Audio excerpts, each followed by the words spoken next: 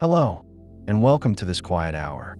Tonight, we're going to step into the world of creatures who know the darkness better than almost any other, who move through the night with a silence that seems impossible, who watch the world awaken in shadow while most of us dream. Owls have lived alongside humans for thousands of years, yet they remain mysterious, gentle presences in the forests and fields that surround us, carrying secrets about how life unfolds when the sun disappears. You can let your shoulders settle if you'd like. Perhaps you've had a long day, or perhaps you're simply ready to let your thoughts slow down and drift towards something softer, something that asks nothing of you except to listen. The night is a good time for that. It's a time when the world itself seems to breathe more slowly, when the air cools and the light changes, and when certain animals like owls begin their own quiet routines. If these journeys bring you comfort, you're welcome to return anytime. So let's begin gently with the first soft fact about these nighttime travelers. Owls belong to an order of birds called strigiformes, a name that comes from an ancient word meaning something like screech or cry. There are more than 200 species of owls scattered across nearly every continent on Earth, except for Antarctica. They live in deserts and rainforests, in mountains and grasslands, in cities and remote wilderness. Wherever they are, they tend to share one thing. They are most active when the light fades. This makes them crepuscular or nocturnal, meaning they wake as the world dims, and they rest as it brightens. It's a rhythm opposite to ours, and yet it's just as natural, just as old. The oldest known owl fossils date back more than 50 million years, to a time when the continents were still drifting into their current positions, when the climate was warmer and wetter, and when the ancestors of many modern animals were just beginning to take shape. These ancient owls were smaller than many species we know today, but they already had the forward-facing eyes, the hooked beaks, and the specialized feathers that would define their descendants. They were already hunters of the night. Owls have forward-facing eyes, which is unusual among birds. Most birds have eyes on the sides of their heads, giving them a wide field of vision to spot predators. But owls are predators themselves, and their eyes face forward like ours, creating an overlap in their visual fields that allows for depth perception. This is called binocular vision, and it helps owls judge distances with remarkable accuracy, which is essential when you're diving toward a mouse in near total darkness. Their eyes are also enormous relative to their skull size. In fact, an owl's eyes are so large that they cannot move in their sockets. They're fixed in place, held by bony structures called sclerotic rings. To look around, an owl must turn its entire head, and owls can turn their heads up to 270 degrees in either direction. This means they can look directly behind themselves without moving their bodies. The reason they can do this without injuring themselves lies in the structure of their necks. While humans have 7 cervical vertebrae, owls have 14. These extra bones give their necks flexibility and a greater range of motion. But flexibility alone isn't enough. Turning your head that far would normally cut off blood flow to the brain, causing dizziness or even a stroke. Owls avoid this because their vertebrae have wide openings that allow the arteries to move freely as the head turns.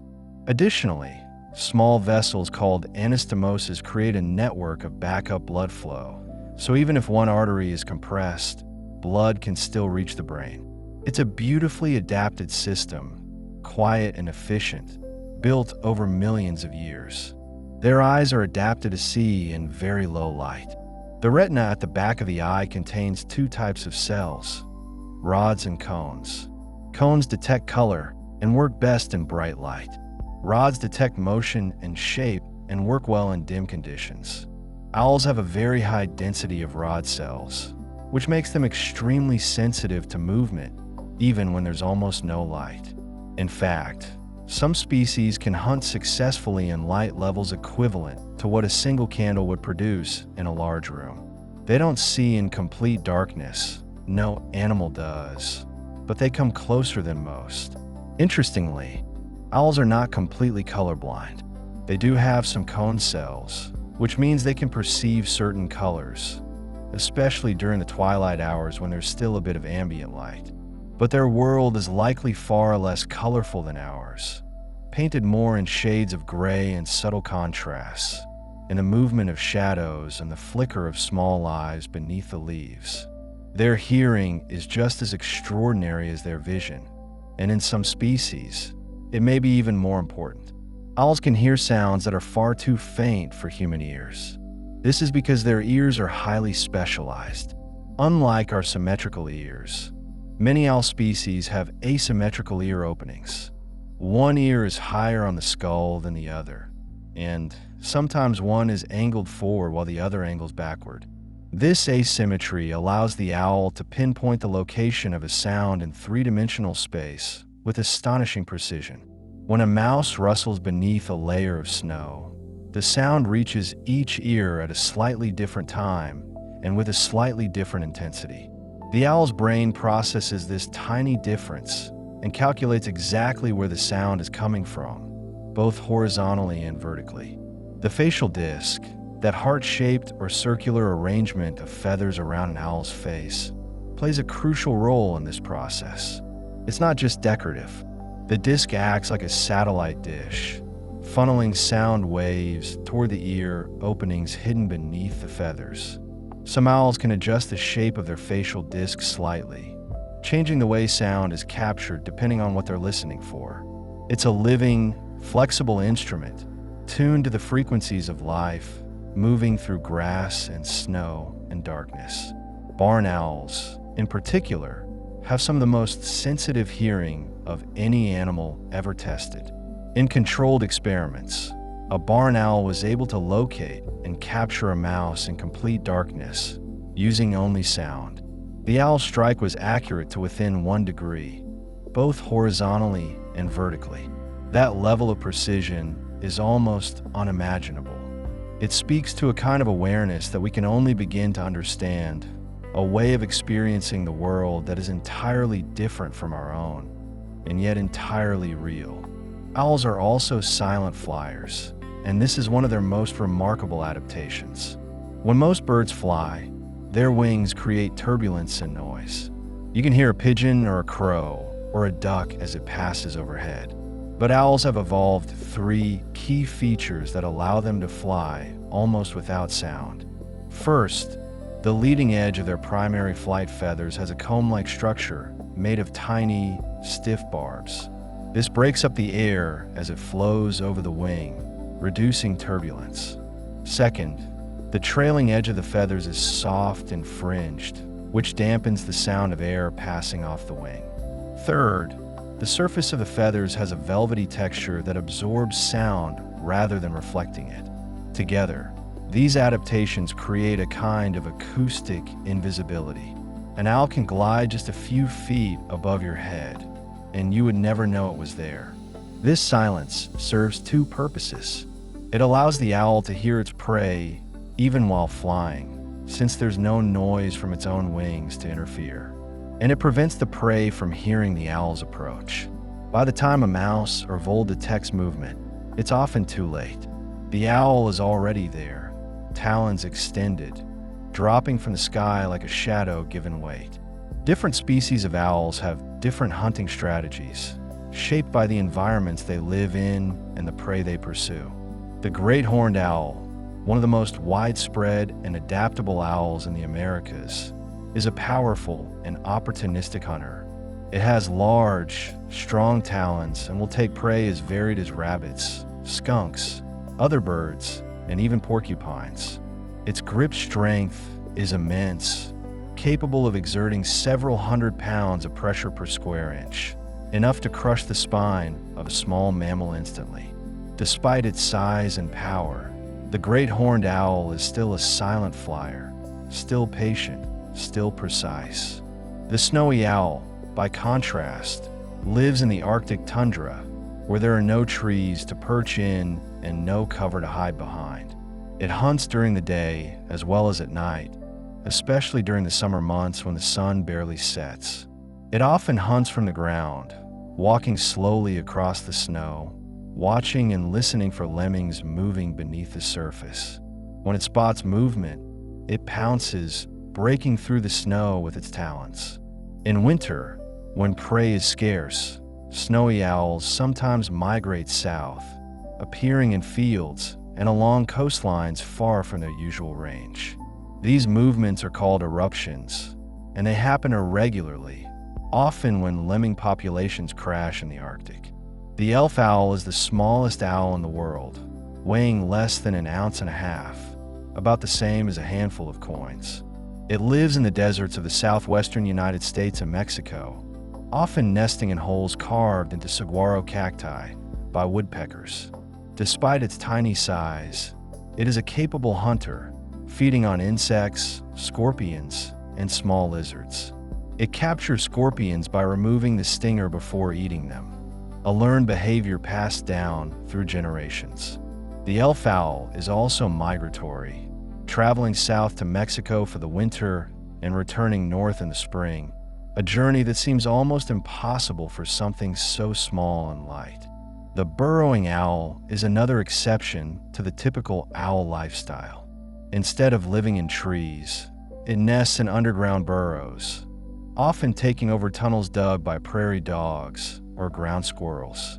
It is active during the day, especially in the early morning and late afternoon, and it hunts both from the air and on foot. Burrowing owls have long legs compared to other owls, which helps them run along the ground in pursuit of insects and small rodents. They are social birds, sometimes nesting in loose colonies, and they are known for their expressive behavior, bobbing and bowing when alarmed, as if trying to assess a threat from multiple angles. Then there is the spectacled owl, a large and strikingly marked species found in the rainforests of Central and South America. It has bold white markings around its eyes that look like spectacles, and its body is a deep chocolate brown with a pale belly. It hunts from a perch, waiting silently in the canopy, watching the forest floor below. It preys on small mammals, birds, and large insects, and it is known for its patience. A spectacled owl might sit motionless for hours, barely blinking, until the right moment arrives. Owls do blink, but not in the way we do. They have 3 eyelids. The upper lid closes when they sleep, the lower lid closes when they blink, and a third eyelid, called a nictitating membrane, sweeps horizontally across the eye to clean and moisten it without blocking vision entirely. This membrane is translucent, so the owl can still see while it's in place. It's a small detail, but it's part of the quiet efficiency that defines these birds. Many owls are solitary, coming together only to mate and raise young. But some species are more social. The long-eared owl, for example, roosts communally during the winter, with a dozen or more individuals sharing the same tree or thicket. They sit close together, their ear tufts raised, their bodies pressed into a vertical posture that helps them blend with the branches. These roosts are used year after year, and they provide warmth and safety in numbers. When spring comes, the owls disperse to their breeding territories, calling to one another across the darkness, re-establishing the boundaries that will define their lives for the next several months. Owl calls are varied and often hauntingly beautiful. The classic hoot, the sound we associate with owls in stories and films, is actually specific to only a few species, like the great horned owl and the barred owl. Other owls produce entirely different sounds. The barn owl makes a raspy screech, sharp and eerie, that has led to its association with ghosts and spirits in folklore. The eastern screech owl produces a soft, descending trill, almost musical. The northern saw-whet owl's call sounds like a repeated whistle, rhythmic and mechanical, like a saw being sharpened on a whetstone, which is how it got its name. Each species has its own voice, its own way of announcing its presence, defending its territory, or attracting a mate. Courtship in owls often involves calling, but it also includes displays of flight and offerings of food. A male owl will hunt and bring prey to a female, demonstrating his ability to provide. If she accepts the gift, it's a sign that pair bonding is beginning.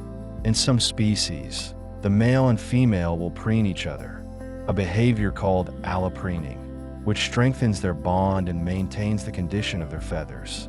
Feathers are critical to an owl's survival, and keeping them clean and properly aligned is a constant task. Owls don't build nests in the way songbirds do. They don't weave twigs or grasses into a cup. Instead, they use what's available. Some nest in tree cavities, natural hollows formed by decay or carved out by woodpeckers. Some use old nests built by hawks or crows. Some nest on the ground, in burrows or shallow scrapes. Some, like the barn owl, nest in barns, silos, church steeples, or other human structures. They are adaptable, and they make do. The female usually lays between 2 and 7 eggs, depending on the species and the availability of food. The eggs are white and round, and they're laid a few days apart, so the chicks hatch asynchronously. This means the oldest chick has a head start in growth, and in years when food is scarce, the younger chicks may not survive. It's a harsh reality, but it ensures that at least some offspring have a chance. The female incubates the eggs while the male hunts and brings food. Incubation lasts about a month, and during that time, the female rarely leaves the nest. When the chicks hatch, they're covered in white or grayish down, blind and helpless. Their eyes open after about a week, and they grow quickly. The parents feed them constantly, tearing prey into small pieces at first, then offering whole animals as the chicks grow stronger. The young owls are called owlets or fledglings, and they are curious, clumsy, and endearing. They practice flapping their wings inside the nest, strengthening the muscles they'll need for flight. When they finally leave the nest, they often can't fly well yet. They hop from branch to branch, calling to their parents, who continue to feed them for several more weeks. This period is dangerous. Young owls are vulnerable to predators, to starvation, to accidents. Many don't survive their first few months, but those that do learn quickly. They learn to hunt by watching their parents, by trial and error, by instinct.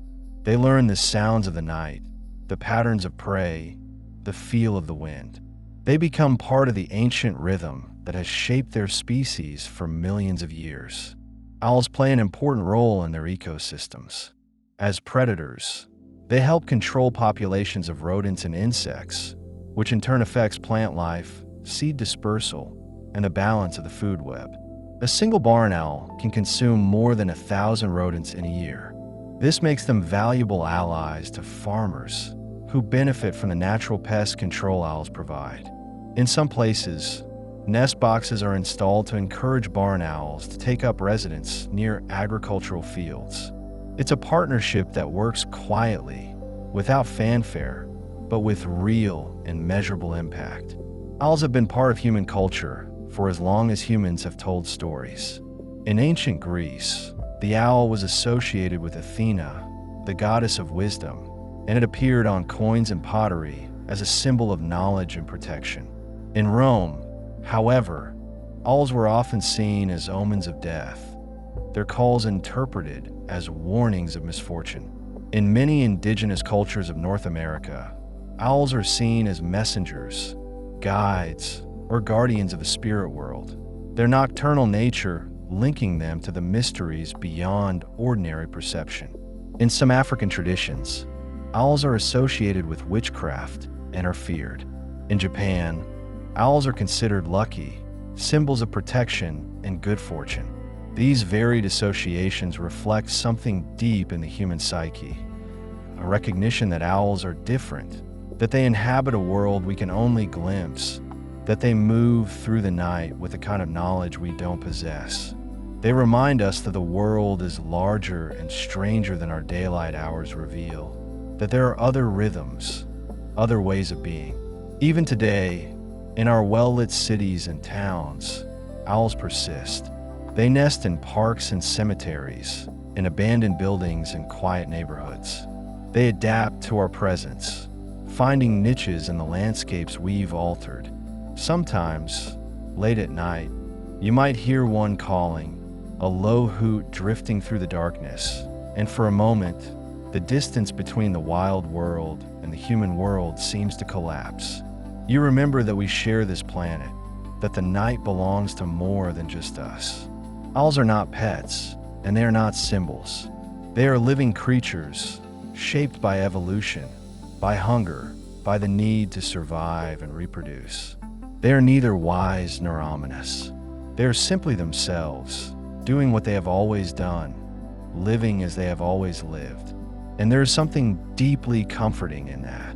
In a world that often feels chaotic and uncertain, owls are a reminder that some things endure, that some rhythms continue, that the night is still full of life, still full of quiet, patient hunters moving through the dark. So as you lie here, letting your thoughts slow, you might imagine an owl perched somewhere nearby, in a tree just beyond your window, its feathers fluffed against the cool air, its eyes half closed, waiting. It is not waiting for anything in particular. It is simply present, attuned to the world in a way that requires no effort, no anxiety. It listens, it watches, it breathes, and in its own way, it rests, even as it remains alert. You can rest too. You don't have to be alert. You don't have to watch or listen or solve anything. You can let the night hold you, the same way it holds the owl, the same way it has held countless lives across countless years. The darkness is not empty. It is full of breath and movement, full of small sounds and soft landings, full of life continuing in its own quiet way. And that's where we'll pause for now, at the edge of the night, with the owl still perched, still waiting, still part of the world's gentle, unending rhythm. The owl's body is a collection of quiet refinements, each one shaped across millions of years to meet the specific demands of hunting in darkness. When you look at an owl perched on a branch, you see stillness, but beneath that stillness lies an architecture of precision. Every bone, every feather, every muscle has been sculpted by time and necessity into something remarkably efficient. And that efficiency is not harsh or mechanical. It is soft, patient, and deeply attuned to the rhythms of night. Consider the owl skeleton. It is lighter than you might expect. The bones are hollow, filled with air, which reduces weight without sacrificing strength. This is true of many birds, but in owls the design is especially refined. A large owl, one that might weigh 3 or 4 pounds, has a skeleton that weighs only a few ounces. The rest is feather, muscle, and the soft tissues that allow movement and sensing. This lightness matters because flight, especially the slow, hovering flight that many owls use when hunting, requires careful balance between power and weight. Too heavy, and the owl cannot glide silently. Too light, and it cannot carry prey back to the nest. The skull of an owl is broad and rounded, built to house those enormous eyes we spoke of earlier. But it also protects a brain that, while small, is highly specialized. The regions devoted to vision and hearing are disproportionately large. The areas that process spatial information, the ability to map the location of a sound or a movement in 3 dimensions, are remarkably well developed. This is not intelligence in the way we often measure it, but it is a kind of brilliance nonetheless. The owl's brain is a tool for survival, honed to do a few things extraordinarily well. And within that skull, the eyes are fixed in place. This is worth repeating because it shapes so much of how an owl experiences the world. Unlike our eyes, which can swivel and shift within their sockets, an owl's eyes are held firm by bony structures called sclerotic rings. These rings give the eye stability and protect them, but they also mean the owl cannot look to the side without turning its entire head. And so the neck has evolved to compensate. An owl can rotate its head up to 270 degrees in either direction. It can look directly behind itself without moving its body.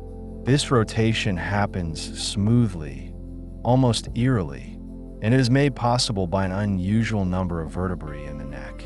Where humans have 7 cervical vertebrae, owls have 14. Each one is cushioned and articulated in a way that allows extreme flexibility without cutting off blood flow to the brain. There is a beautiful redundancy in the owl's circulatory system that supports this rotation. The blood vessels that supply the brain have small reservoirs, pockets where blood can pool when the neck twists and certain vessels are temporarily compressed. This ensures that even in the midst of a rapid head turn, the brain continues to receive oxygen. The vertebral arteries, which run through the neck bones, are housed in spaces 10 times wider than the arteries themselves, giving them room to move and flex without tearing. It is a system built for resilience, for the unexpected, for the sudden movement required when prey rustles in the leaves below. The wings of an owl are broad relative to its body size. This gives the bird a low wing loading, meaning that each square inch of wing surface supports relatively little weight. The result is a flight style that can be slow and buoyant, almost floating. Some owls, particularly those that hunt in open country, can hover in place, beating their wings steadily while scanning the ground below. Others glide on thermals or move in short, decisive bursts. But in almost all species, the flight is quiet. This is not an accident. It is the result of 3 specific feather adaptations. The leading edge of an owl's primary flight feathers has a comb-like fringe. These small, stiff barbs break up the air as it flows over the wing, reducing turbulence and the noise that turbulence creates. The trailing edge of the wing feathers is soft and ragged, with a texture almost like velvet. This softness dampens sound as the air leaves the wing. And finally, the surface of the feathers themselves is covered in a fine, downy structure that muffles any remaining vibration. Together, these 3 features allow an owl to approach prey in near silence. A mouse on the ground hears nothing until it is too late. But silent flight comes with a trade-off. The feathers that make this silence possible are not waterproof. Most birds have feathers coated in oils that repel water, allowing them to fly in rain without becoming waterlogged. Owls lack this coating. If an owl's feathers become soaked, they lose their structure, their softness, and their silence. The bird becomes heavy, cold, and unable to hunt effectively. And so most owls avoid flying in heavy rain. They wait out storms, perched under cover, patient and still. This is one reason why owls are so closely associated with clear, calm nights. They are creatures of dry air and quiet skies. The talons of an owl are another marvel of specialization. Each foot has 4 toes, and in most species, 3 of those toes point forward while 1 points back. But owls, unlike many birds, can rotate one of their front toes backward, creating a grip that is more symmetrical, more secure. This is called a zygodactyl arrangement, and it allows the owl to grasp prey from multiple angles, to hold on to a struggling animal with equal pressure from all sides. The talons themselves are curved and razor sharp, designed not to stab but to pierce and hold. When an owl strikes, the force of the impact, combined with the penetration of the talons, is often enough to kill the prey instantly. The grip strength of an owl is extraordinary. A great horned owl, one of the largest and most powerful species, can exert a crushing force of over 400 pounds per square inch.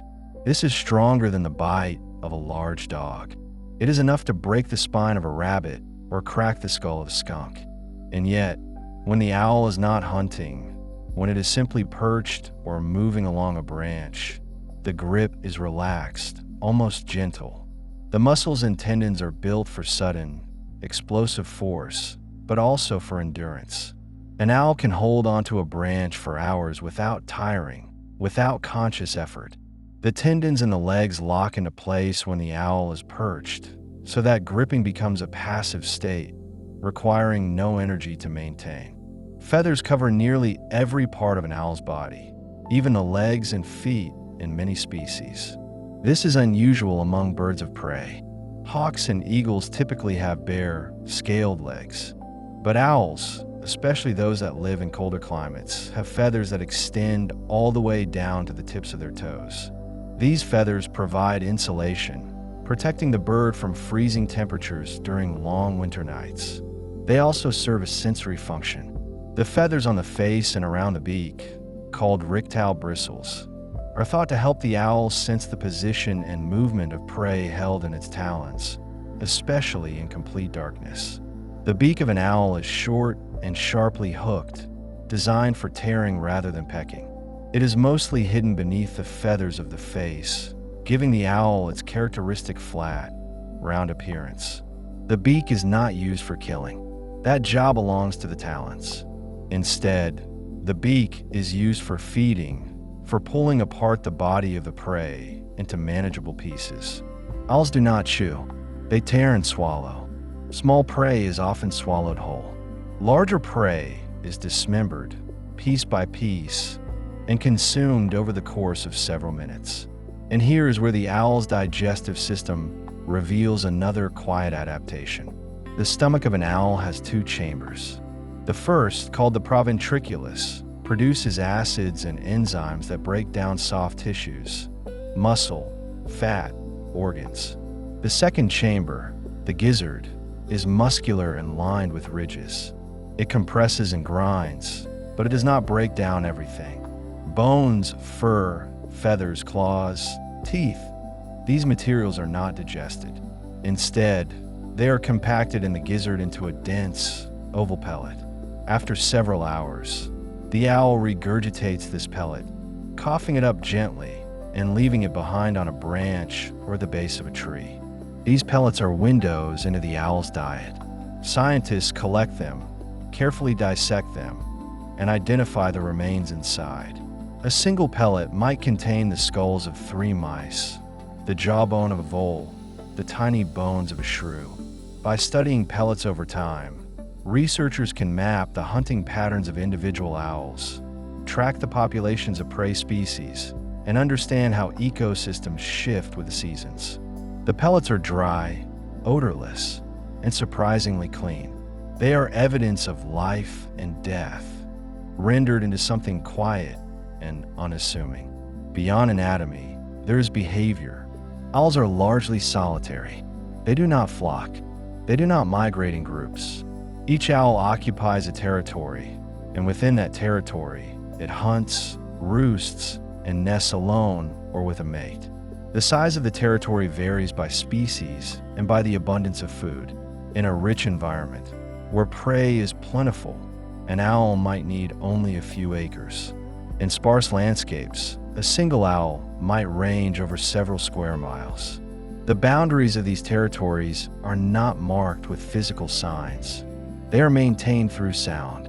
An owl calls, and other owls hear and understand. The call says, "This space is occupied." Territorial disputes are rare, but can be fierce. When 2 owls of the same species encounter each other at a boundary, they may engage in vocal dueling, each trying to outcall the other. If neither backs down, the confrontation can escalate to physical combat. The owls fly at each other, talons extended, grappling in midair. These fights are brief but intense. Injuries are common. Feathers are lost, skin is torn, and occasionally, one owl is killed. But most of the time, the conflict is resolved through display and sound. The weaker or younger owl retreats, and the boundary is reaffirmed. During the breeding season, the solitary nature of owls softens. Males begin to call more frequently, advertising their presence and the quality of their territory. Females listen, evaluating. When a female approaches, the male may offer food, presenting a freshly caught mouse or vole as a gesture of capability. If the female accepts, a bond begins to form. In some species, this bond lasts only for a single breeding season. In others, particularly among the larger owls, pairs may stay together for years, even for life. Courtship involves more than food. There are flights, synchronized and graceful, where male and female fly together through the territory, calling back and forth. There are mutual preening sessions, where each owl gently arranges the feathers of the other, reinforcing the bond through touch. And there is the selection of a nest site. Owls do not build nests in the way that many birds do. They do not weave twigs or gather grasses. Instead, they find existing structures: a hollow in a tree, an old hawk's nest, a crevice in a cliff, a barn, or abandoned building. The female inspects the site, and if it meets her standards, safe, sheltered, with a clear view of the surroundings, she accepts it. Eggs are laid directly onto whatever surface the nest provides. There is no lining, no soft bedding. The eggs are white, almost spherical, and surprisingly small relative to the size of the adult bird. A great horned owl, which might weigh 3 pounds, lays eggs that weigh only about 2 ounces each. The female typically lays 2 to 4 eggs, spaced a few days apart. She begins incubating as soon as the first egg is laid, which means the chicks hatch asynchronously. The oldest chick has a head start, and in years when food is scarce, this older chick may be the only one to survive. Incubation lasts about a month, depending on the species. During this time, the female rarely leaves the nest. The male hunts and brings food to her, passing it to her at the nest entrance or at a nearby perch. This division of labor is strict. The male does not incubate. The female does not hunt. Each has a role, and the success of the brood depends on both. When the chicks hatch, they are tiny, blind, and covered in white down. They are helpless, unable to regulate their own body temperature. The female broods them constantly, covering them with her body, keeping them warm.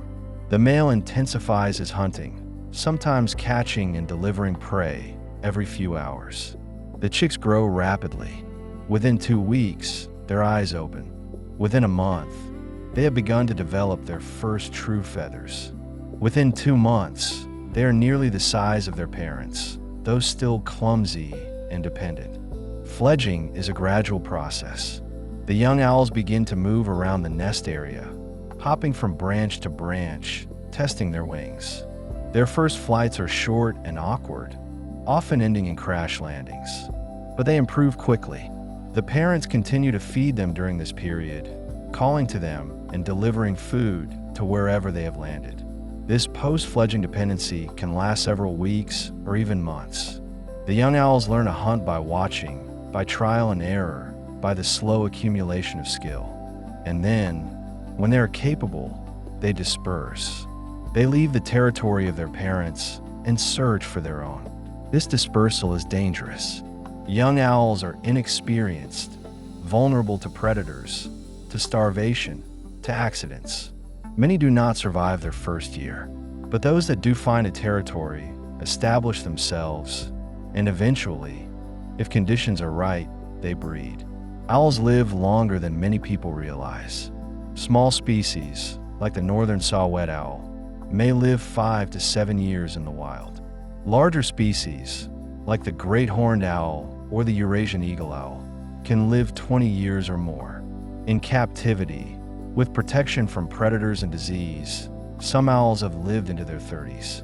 This longevity means that an individual owl can become deeply familiar with its territory, learning every tree, every clearing, every reliable hunting spot. It means that knowledge accumulates, that experience shapes behavior in subtle ways. There is a rhythm to the owl's year. In spring, there is breeding, the intensity of raising young. In summer, there is abundance, long nights of hunting, the quiet growth of fledglings. In autumn, there is dispersal, the young leaving, the adults reclaiming solitude.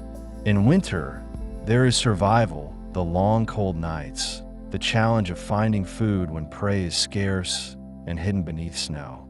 And then spring returns, and the cycle begins again. Different species have adapted to different niches within this broad pattern. The snowy owl, for instance, breeds in the Arctic, where summer brings continuous daylight.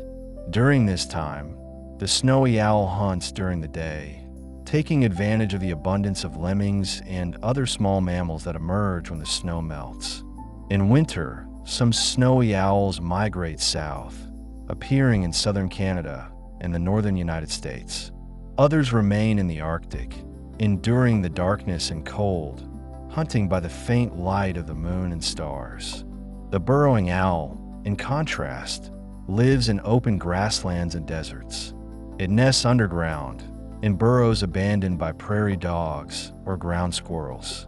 Unlike most owls, the burrowing owl is active during the day, especially in the early morning and late afternoon.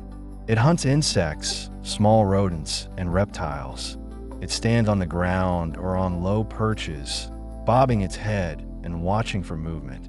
When alarmed, it retreats into its burrow, where it is safe from larger predators. The elf owl, one of the smallest owls in the world, weighs less than 2 ounces. It lives in the deserts of the southwestern United States and Mexico, nesting in cavities excavated by woodpeckers and saguaro cacti. The elf owl feeds primarily on insects, moths, beetles, crickets, which it catches in flight or plucks from the surface of plants. Despite its size, the elf owl is bold, defending its nest aggressively against much larger birds. The spectacled owl, found in the tropical forests of Central and South America, is named for the pale markings around its eyes, which give it the appearance of wearing glasses. It hunts from a perch, waiting silently and then dropping on a prey below. Its diet includes large insects, small mammals, birds, and even other owls. The spectacled owl is most active on moonless nights, when the forest is darkest and its prey is least alert. The fishing owl, found in parts of Africa and Asia, has adapted to a life near water. It hunts fish, frogs, and crabs, wading into shallow streams or perching on low branches and striking at prey in water. Unlike most owls, the fishing owl's talons have spiny scales on the undersides, which help it grip slippery fish. Its feathers are less soft than those of other owls, sacrificing some silence for water resistance. The fishing owl calls with a deep, resonant hoot that carries across rivers and wetlands, a sound that is both eerie and comforting. Each species tells a story of adaptation, of finding a way to survive in a specific environment. And yet, despite their differences, all owls share certain traits: the forward-facing eyes, the acute hearing, the silent flight, or at least the attempt at it, the nocturnal or crepuscular habits. These are the threads that connect them, the family resemblance that makes an owl recognizable, no matter where in the world it is found. Owls have lived alongside humans for thousands of years. They appear in the earliest cave paintings, in the myths and stories of ancient cultures, in the folklore of nearly every society. In some traditions, owls are symbols of wisdom, associated with knowledge and foresight. The ancient Greeks linked the owl to Athena, goddess of wisdom, and the image of an owl appeared on Athenian coins. In other traditions, owls are omens, harbingers of change or death. In parts of Europe, the call of an owl near a home was thought to predict illness or misfortune. In some Native American cultures, owls are seen as protectors, guides for souls traveling between worlds. These varied meanings reflect the owl's dual nature. It is both familiar and strange, both visible and hidden. It lives near us, in our forests and fields, and even our cities, and yet it operates on a schedule that is opposite to ours. We sleep when it wakes. We wake when it sleeps. This separation creates mystery, and mystery invites interpretation. But beyond symbolism, owls have played practical roles in human life. Farmers have long valued owls as pest controllers. A single barn owl, over the course of a year, can consume thousands of rodents. In agricultural regions, barn owls are encouraged to nest in barns and outbuildings, where they help keep mouse and rat populations in check. Some farmers install nest boxes specifically for owls, recognizing the benefit they provide. This relationship is quiet, unspoken, but mutually beneficial. In modern times, owls have become subjects of scientific study and conservation concern. Habitat loss, pesticide use, and collisions with vehicles and power lines have caused declines in many owl populations. Some species, like the spotted owl in North America, have become symbols of broader environmental struggles, representing the tension between human development and wilderness preservation. Efforts to protect owls often involve protecting entire ecosystems, because owls, as top predators, require healthy populations of prey, which in turn require healthy forests, grasslands, or wetlands. Researchers study owls using a variety of methods. Radiotelemetry allows scientists to track individual owls, mapping their movements and hunting patterns. Acoustic monitoring uses microphones to record owl calls, helping to estimate population sizes and monitor breeding activity. Banding programs, where owls are captured, tagged with numbered metal bands, and released, provide data on lifespan, migration, and dispersal. Each method adds a piece to the puzzle, helping us understand how owls live and what they need to survive. One of the most fascinating areas of owl research involves their cognitive abilities. While owls are not known for complex problem solving in the way that crows or parrots are, they do exhibit impressive learning and memory. Owls can remember the locations of multiple prey items, returning to check spots where they have had success in the past.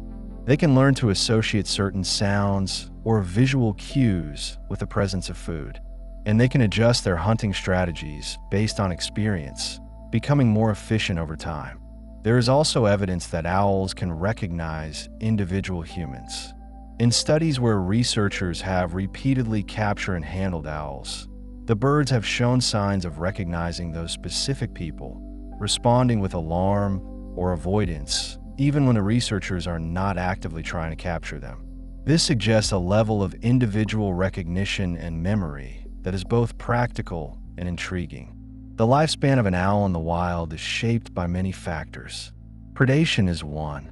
Although adult owls have few natural predators, they are not invincible.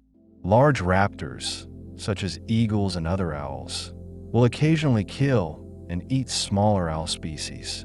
Mammals, including raccoons, foxes, and even domestic cats, may prey on owl chicks or eggs. Disease is another factor. Owls can suffer from avian diseases, parasites, and infections, particularly when stressed or weakened by injury. Human-related threats are significant. Owls are frequently struck by vehicles, especially when hunting near roads. They collide with windows, mistaking reflections for open space. They are poisoned by rodenticides, chemicals used to kill mice and rats, which accumulate in the bodies of prey and are then consumed by the owl. They are sometimes shot illegally by people who see them as threats to poultry or simply as targets. And they lose habitat as forests are cleared, wetlands are drained, and grasslands are converted to agriculture or development. Despite these challenges, many owl populations remain stable, and some are even increasing. Conservation efforts, public education, and legal protections have made a difference. In many countries, owls are protected by law, and harming them carries significant penalties. Habitat restoration projects, such as replanting native forests or protecting wetlands, benefit owls and countless other species. And simple actions, like reducing pesticide use, installing nest boxes, or driving more carefully at night, can help individual owls survive and thrive. There is something deeply reassuring about the persistence of owls. They have been here far longer than we have. They have survived ice ages, volcanic eruptions, shifting climates, and changing landscapes. They have adapted, evolved, and endured. And they continue to hunt, to call, to raise their young, to move through the night with quiet competence. They remind us that the world is larger than our own experience, that there are rhythms and lives unfolding all around us, whether we notice them or not. When you hear an owl call in the distance, you are hearing a voice that has echoed through forests for millions of years. When you glimpse an owl in flight, a pale shape crossing the moon, you are witnessing a moment in a story that stretches back to the age of dinosaurs. And when you find an owl pellet beneath a tree, you are holding evidence of a life lived in the quiet hours, a life of patience and precision and survival. Owls do not hurry. They do not rush. They wait, they watch, they listen. And when the moment is right, they act. There is a lesson in that, perhaps. A reminder that not everything needs to be fast. That stillness has its own power. That patience is a kind of strength. The night is not empty. It is full of sound, full of movement, full of life. And the owl, more than almost any other creature, knows this. It moves through the darkness not with fear, but with confidence. It has the tools it needs. It has the senses, the adaptations, the instincts. It belongs to the night, and the night belongs to it. And as you rest, as your own thoughts begin to slow and soften, you might imagine yourself in that night, not as an owl, but as a listener, standing at the edge of a forest, or looking out a window, or simply lying still and aware. You might hear the distant call. You might see the shadow pass overhead. And you might feel, just for a moment, connected to something ancient and ongoing, something that does not need your understanding or approval, but simply continues, night after night, in its own quiet way. The owl's relationship with moonlight carries a quality that feels almost deliberate, though it emerges from simple physics and biology intertwined. On nights when the moon rises full and bright, many owl species increase their hunting activity, not because they need the light. Their eyes function superbly in near total darkness, but because their prey becomes more active and visible. Rodents and small mammals venture out more boldly under moonlight, perhaps feeling a false sense of security in the dim illumination, and this creates opportunities. The owl waits in its preferred perch, watching the silver landscape below, and when movement flickers across the ground, the hunt begins with that silent descent we've come to recognize as their signature. The moon's cycle affects owl behavior in measurable ways. Researchers studying barn owls in agricultural regions have documented increased hunting success during the waxing and full moon phases, with owls making more frequent kills and returning to nests with prey more often. This isn't because the owls see better. They already see extraordinarily well, but because the entire nocturnal ecosystem shifts its rhythm slightly when moonlight bathes the earth. Insects become more active, which draws out insectivorous mammals, which in turn become available to owls. It's a cascade of visibility and vulnerability, all triggered by reflected sunlight bouncing off a celestial neighbor. Some owl species, particularly those in far northern latitudes, experience hunting conditions that seem impossibly challenging to us, but perfectly ordinary to them.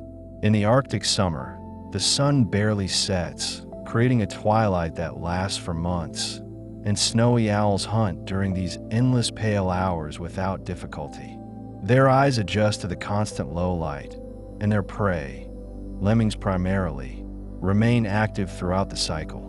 Then winter arrives, and darkness settles over the tundra for months at a time, and the snowy owl continues hunting, now in conditions closer to what we imagine as true night. The owl's circadian rhythm adapts to these extreme seasonal shifts, demonstrating a flexibility and biological timing that most creatures cannot match. This adaptability extends to their metabolic responses to cold. Owls in northern climates develop denser plumage as winter approaches, adding layers of insulation that trap air close to the skin. A snowy owl's feathers can be so thick that they obscure the bird's true body shape. Beneath all that plumage is a surprisingly lean frame, but the insulation creates the appearance of a much larger, rounder bird. This trapped air functions like a thermal blanket, maintaining core body temperature even when external temperatures plunge far below freezing. The owl's feet, too, are feathered in many cold climate species, protecting the extremities from frostbite during long winter nights spent perched on frozen branches or snow-covered ground. The energy demands of staying warm in extreme cold are considerable, and owls meet these demands through efficient hunting and strategic rest. A great gray owl in a Canadian winter forest may need to consume several voles each night to maintain its body temperature and energy reserves. The bird's metabolism increases slightly in cold weather, burning fuel faster to generate heat, and this means more hunting, more listening, more of those calculated strikes into the snow. Between hunts, the owl conserves energy by remaining still, fluffing its feathers to maximize insulation, and sometimes entering a mild torpor-like state where metabolic rate drops just enough to stretch the energy gained from the last meal. Owls also demonstrate remarkable spatial memory, particularly regarding hunting territories and productive locations.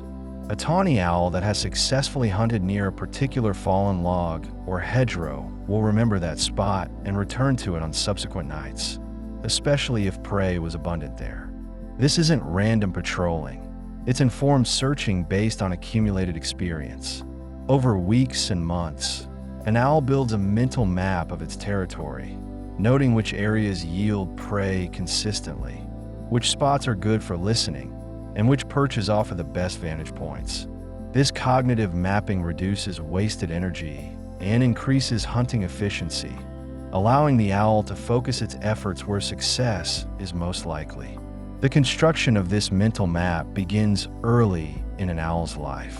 Juvenile owls, after leaving the nest and dispersing from their parents' territory, spend weeks exploring new areas, testing different hunting techniques, and learning the landscape. This exploratory phase is critical. It's when the young owl develops the knowledge base that will sustain it through adulthood.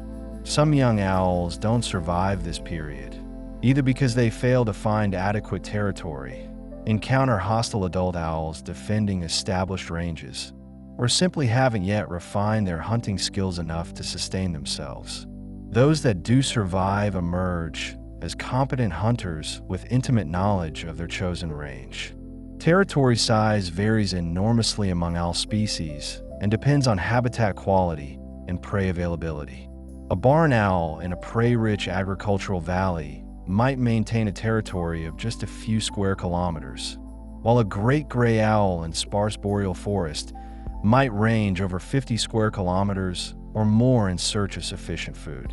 The owl patrols these boundaries regularly, hooting to announce its presence and discourage intruders, and it knows every feature within that range.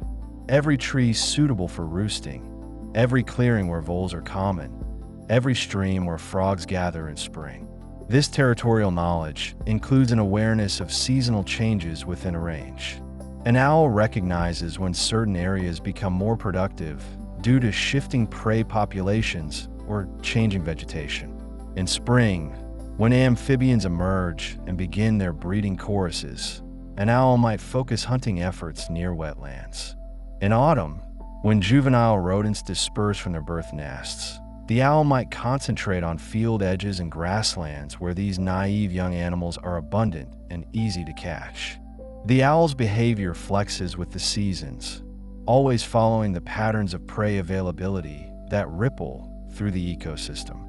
Owls also respond to weather patterns in ways that reveal their sensitivity to environmental conditions. Before a storm arrives, many owl species increase their hunting activity, as if anticipating the lean hours ahead when rain or snow will make hunting difficult. Barometric pressure drops before storms, and while we don't fully understand the mechanisms, owls seem to detect these changes and adjust their behavior accordingly. They hunt more intensively, sometimes caching extra prey if they've made multiple kills, preparing for the period when they'll need to remain sheltered and inactive. During heavy rain, most owls cease hunting and seek shelter, usually in dense foliage or tree cavities where they remain dry and wait out the weather. Rain dampens sound, making it harder for owls to hear prey, and it also wets their feathers, which compromises the silent flight adaptation. Wet feathers make noise, defeating one of the owl's primary hunting advantages, so the bird simply waits. This patience, this ability to sit motionless through hours of rain, is another aspect of the owl's energy conservation strategy. There's no panic, no restless movement, just stillness until conditions improve. Snow, interestingly, doesn't stop many owl species from hunting. In fact, fresh snow can enhance hunting success for some owls because it muffles the sounds of the owl's approach while amplifying the sounds made by prey moving beneath the surface. A great gray owl can hear a vole tunneling under 30 centimeters of snow, and the bird will hover briefly before plunging talons first through the snow to seize prey it cannot see but can hear with perfect clarity. This hunting technique, called snow plunging, looks almost magical. The owl seems to strike at empty snow and emerges with prey clasped in its feet, having penetrated the white surface to the hidden world below. The owl's relationship with snow extends beyond hunting. In some species, owls will occasionally bathe in fresh snow, rolling and fluffing in the powder in a behavior that appears playful but likely serves a practical purpose, perhaps removing parasites or conditioning feathers. These snow baths are brief and not commonly observed, but they've been documented in snowy owls and great gray owls, species that spend much of their lives in snowy environments and seem entirely comfortable in conditions that would challenge most birds. Feather maintenance remains a constant priority for owls regardless of season. Damaged or worn feathers compromise flight efficiency and insulation, so owls spend considerable time preening, carefully running each feather through their beak to realign the barbules and remove dirt or parasites. Owls also possess a preen gland near the base of the tail that secretes an oily substance, which the bird spreads across its feathers during preening. This oil provides some water resistance and keeps feathers flexible. The process is methodical and time-consuming, often occupying an owl for an hour or more each day, but it's essential for maintaining the feather quality that makes silent flight and effective insulation possible. Parasites do affect owls, as they do all wild birds. Feather lice, mites, and other tiny invertebrates live among the plumage, feeding on dead skin, feather fragments, and oils. While these parasites rarely cause serious harm to healthy owls, heavy infestations can irritate the skin and degrade feather condition. Owls combat parasites through regular preening and occasionally through dusting, rubbing against dry soil or bark to dislodge unwanted guests.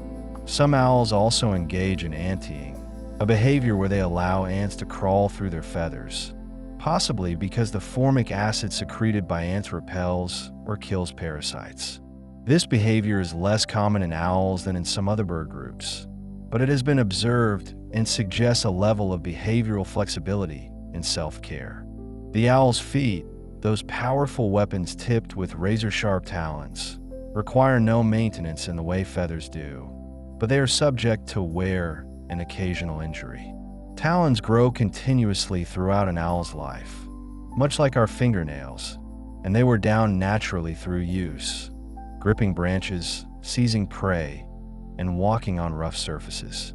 If an owl is injured and unable to hunt for an extended period, its talons may grow excessively long and curved, which can impair its ability to grip properly. In the wild, this would be a serious disadvantage, but in rehabilitation settings, overgrown talons can be carefully trimmed to restore function. Injuries do occur in the wild, and owls possess a remarkable capacity to survive and adapt to non-fatal wounds. Owls have been found with healed fractures, missing talons, and even partial vision loss, still managing to hunt and survive. Their resilience speaks to both their robust physiology and their behavioral adaptability.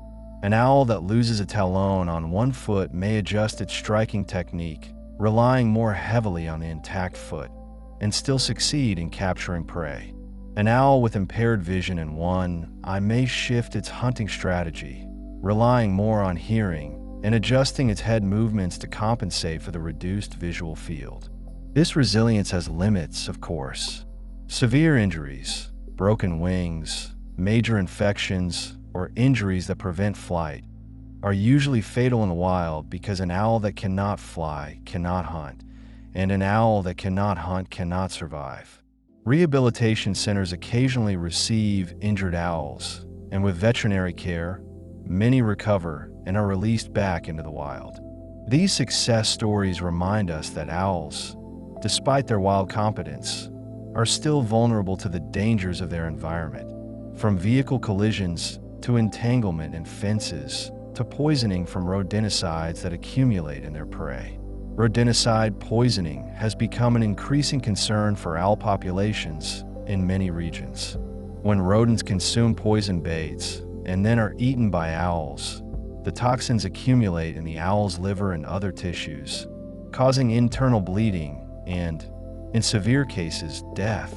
Barn owls and great horned owls, both of which frequently hunt rodents in agricultural and suburban areas, are particularly vulnerable. Conservation efforts now emphasize reducing rodenticide use and promoting alternative pest control methods, including encouraging natural predators like owls, a somewhat circular challenge, but one that highlights the interconnectedness of human practices and wildlife health. Beyond chemical threats, habitat loss remains the most significant long-term challenge for many owl species. As forests are cleared, wetlands drained, and grasslands converted to agriculture or development, the spaces where owls hunt and nest shrink. Some species adapt to human-altered landscapes. Barn owls, for instance, thrive in agricultural areas and even nest in barns and other structures. But others require large tracts of undisturbed habitat and cannot persist in fragmented or developed areas.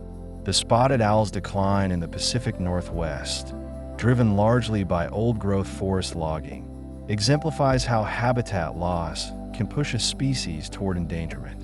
Conservation strategies for owls often focus on habitat protection and restoration. Preserving large forest blocks, maintaining snags and dead trees for nesting, protecting wetlands, and creating buffer zones around known nesting sites all contribute to owl population stability. In some regions, conservationists install nest boxes to provide artificial nesting sites in areas where natural cavities are scarce. Barn owls, screech owls, and some other species readily accept these boxes, and nest box programs have helped stabilize or even increase local populations in certain areas. Public education also plays a role in owl conservation. Many people don't realize that owls are present in their area, or they hold misconceptions about owls being dangerous or bad omens. Education programs that teach people about owl ecology, their role in controlling rodent populations, and their vulnerability to human activities can shift attitudes and encourage conservation-friendly behaviors. Simple actions, like keeping cats indoors at night, reducing rodenticide use, and preserving old trees, can collectively make a significant difference for local owl populations. Citizen science projects have expanded our understanding of owl distribution and behavior. Programs that encourage people to report owl sightings, record owl calls, or monitor nest boxes generate valuable data that researchers use to track population trends and identify conservation priorities. These projects also foster a sense of connection between people and the owls living nearby, transforming owls from mysterious distant creatures into neighbors whose presence enriches the local environment. The sounds owls make, beyond their territorial hoots, include a surprising variety of vocalizations that serve different social and communicative functions. Owls hiss when threatened, a sound that can startle a potential predator or intruder. They produce bill-clacking sounds by snapping their beaks together, often as a warning or defensive display. Some species make barking calls, others produce whistles or trills, and young owls create raspy begging calls that sound almost insect-like in their buzzing quality. Each sound serves a purpose, whether it's defending territory, coordinating with a mate, or signaling hunger. Female and male owls often have slightly different vocalizations, with males typically producing lower-pitched calls. This difference helps individuals identify the sex of a calling bird, which is important during courtship and territorial disputes. When a male great horned owl hoots from a ridge, other males in the area recognize the call as a challenge or boundary announcement, while females may interpret it as an advertisement of availability and territory quality. The same sound carries different meanings depending on the listener, a layer of complexity that enriches owl communication. Some owl species duet, with mated pairs calling back and forth in coordinated sequences.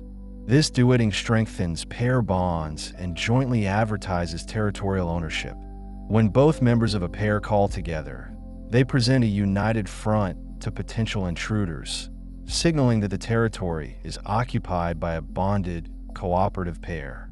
Duetting is most common during the breeding season, but some pairs maintain vocal contact throughout the year, checking in with each other across the territory with brief calls that say, in essence, "I'm here, all is well." The timing of owl vocalizations follows daily and seasonal patterns. Most owls are vocally active during the hours just after sunset and before sunrise, periods when they're establishing hunting patterns and territorial boundaries for the night. Vocal activity peaks during the breeding season, when males are advertising for mates and defending territories most intensely. Outside the breeding season, owls still call, but less frequently, just enough to maintain territorial claims and keep potential intruders aware of their presence. Owls also respond to playback of recorded calls, a fact that researchers use to survey owl populations. By playing a recorded owl call in suitable habitat and listening for responses, biologists can detect owls that might otherwise go unnoticed. This technique has proven especially useful for surveying secretive or rare species, allowing researchers to confirm presence and estimate population density without needing to see the birds directly. However, playback is used cautiously, as excessive use can stress owls or disrupt their natural behavior. So protocols typically limit playback sessions and avoid sensitive times like active nesting periods. The owl's nocturnal lifestyle means that much of their behavior remains hidden from casual human observation, and this mystery has fueled human fascination for millennia. Ancient cultures around the world developed rich mythologies around owls, often casting them as symbols of wisdom, death, prophecy, or transformation. In Greek mythology, the owl was associated with Athena, goddess of wisdom, and the little owl became a symbol of knowledge and learning. In contrast, some indigenous cultures of the Americas viewed owls as messengers from the spirit world or omens of change, neither wholly positive nor negative, but significant and worthy of respect. These cultural associations reflect the owl's liminal nature, creatures of the boundary between day and night, visible yet elusive, silent yet vocal. Owls occupy a psychological space in human imagination that few other animals do, perhaps because they are so clearly competent in a realm where we are vulnerable. At night, when our vision fails and our confidence wavers, the owl is perfectly at ease, and this competence in darkness feels almost supernatural to diurnal creatures like ourselves. Modern scientific understanding has demystified many aspects of owl biology, yet the sense of wonder remains. Knowing how an owl's feathers create silent flight doesn't diminish the magic of watching one glide soundlessly overhead. It deepens it, adding layers of appreciation for the evolutionary refinement that makes such flight possible. Science and wonder coexist comfortably when it comes to owls, each enriching the other. Owls also appear frequently in contemporary media and popular culture, often as symbols of wisdom or mystery. From the wise owl in children's stories to the messenger owls in fantasy literature, these birds continue to capture human imagination. This cultural presence has both benefits and drawbacks for real owls. On one hand, it keeps owls in public awareness, and can support conservation efforts. On the other hand, it can lead to misconceptions or inappropriate interactions, such as people attempting to keep owls as pets, which is both illegal in many places and harmful to the birds. Owls are not suitable as pets.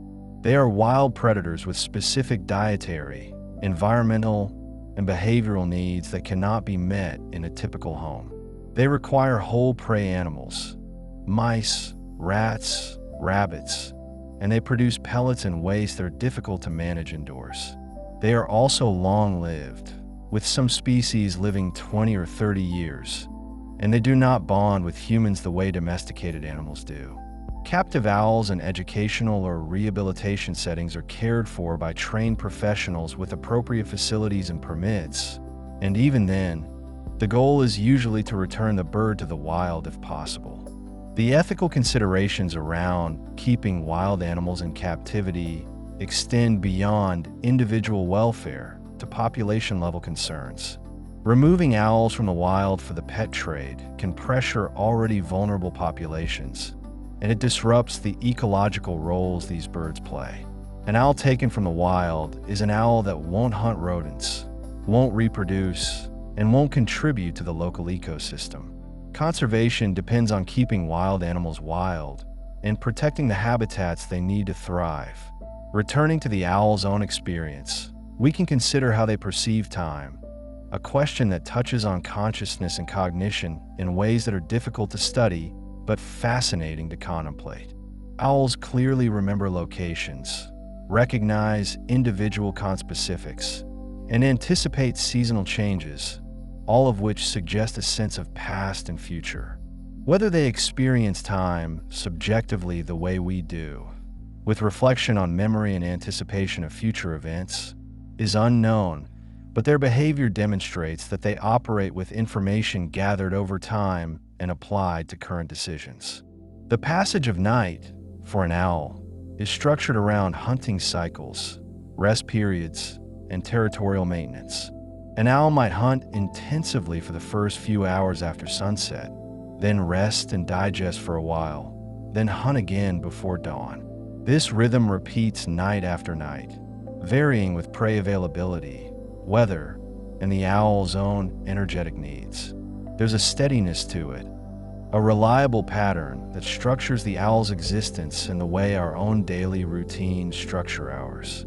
Seasonal changes bring larger shifts in this pattern.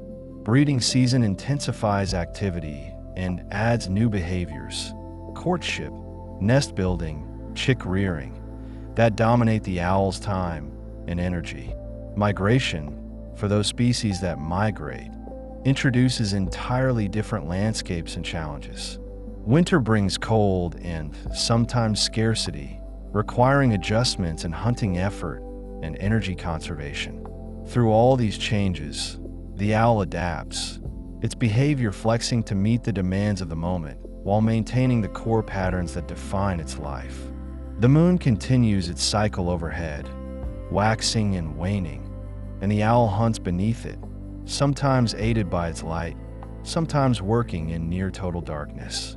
The stars wheel slowly across the sky, marking the hours, and the owl is there, a silent witness to the night's progression. There's a constancy to the owl's presence in the nocturnal world, a sense that as long as night falls, owls will be there, hunting and calling and living out their ancient patterns. This constancy offers a kind of comfort. In a world that changes rapidly, where landscapes are altered and species disappear, the owl's persistence feels like an anchor, a reminder that some rhythms endure. The hoot of an owl in the darkness connects us to countless generations of humans who heard that same sound and felt that same mixture of awe and reassurance. The owl is still here, still hunting, still calling, and in that continuity, there's something deeply calming. The owl's relationship with darkness extends beyond simple adaptation. These birds have shaped their entire existence around the absence of light, and in doing so, they have become masters of a world most creatures find challenging. Their success in the night reveals something profound about specialization, about finding a place in the world where competition fades and opportunity emerges. Where other birds retreat to roosts and sleep, owls spread their wings and begin their true work. Consider the way an owl perceives time itself. Unlike diurnal birds that follow the sun's arc across the sky, owls measure their days in twilight transitions and moon phases. Their internal clocks are tuned to dusk and dawn, those liminal moments when light changes most rapidly. This crepuscular awareness means that owls are often most active during the times humans find most mysterious. The blue hour before night fully arrives, the gray moments before sunrise when the world seems suspended between states. Some species hunt throughout the night, but many concentrate their efforts during these transition periods when prey animals also move between day and night behaviors. The barn owl's heart rate shifts with the approach of darkness. As daylight fades, physiological changes prepare the bird for activity. Blood flow increases to flight muscles.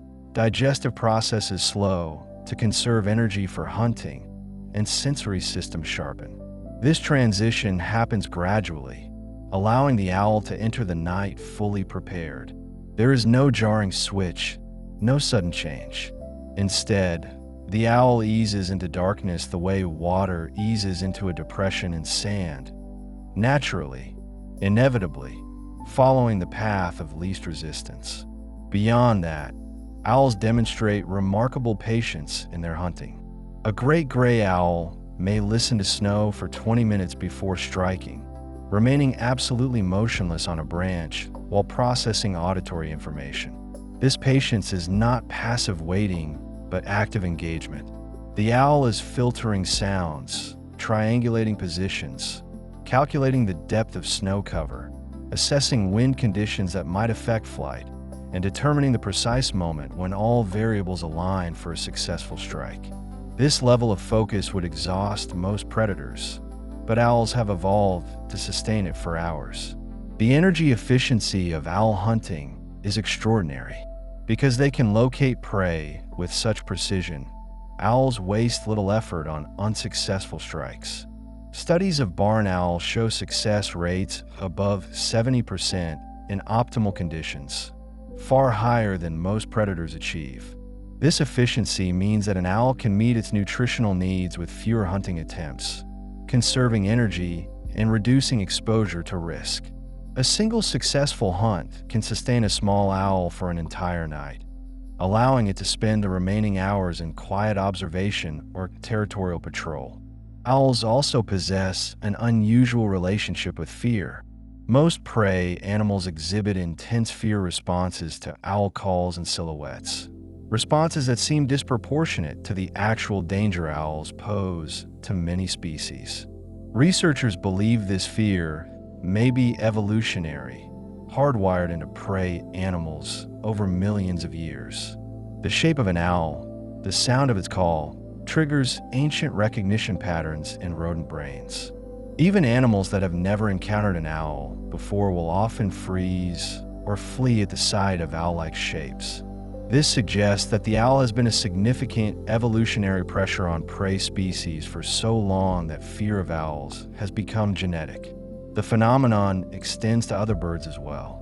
Small songbirds will mob owls during daylight, gathering in groups to harass and drive away the predator.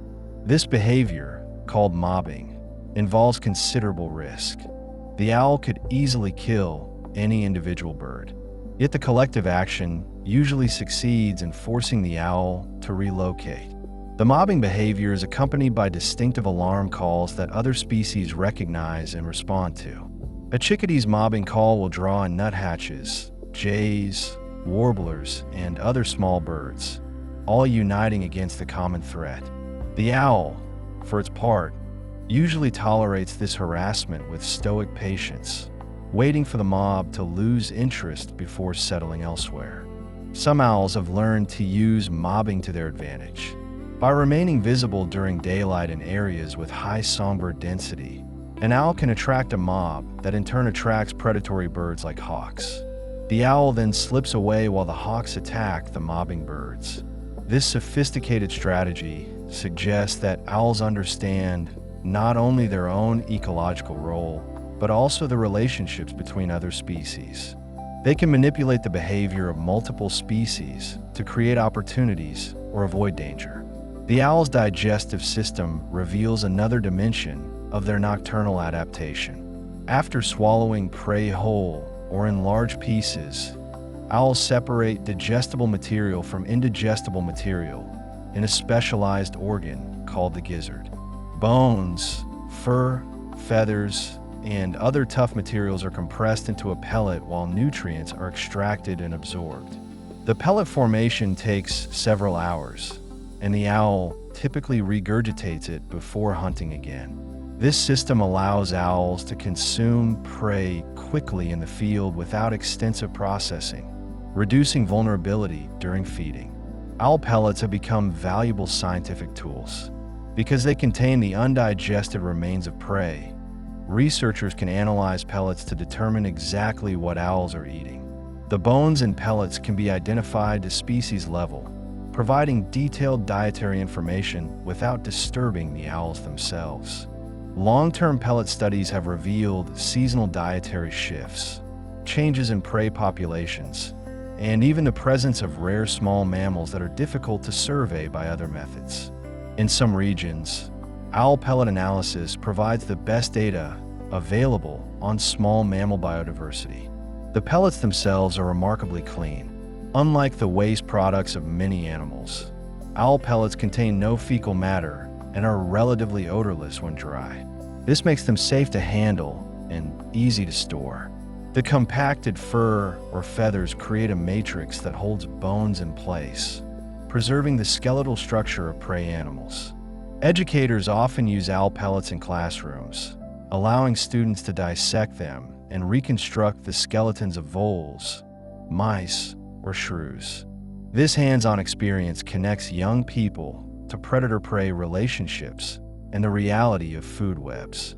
Beyond diet, pellets reveal information about owl health and environmental conditions.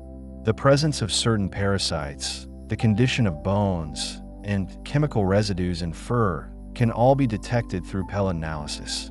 In areas with heavy metal contamination or pesticide use, these toxins accumulate in prey animals and can be measured in owl pellets. This makes owls and their pellets valuable indicators of environmental health. A thriving owl population with clean pellets suggests a healthy ecosystem, while declining owl numbers or pellets showing contamination signal environmental problems. The territorial behavior of owls shapes forest soundscapes in profound ways. When a pair of great horned owls establishes a territory, their regular calling creates an acoustic boundary that other owls recognize and generally respect.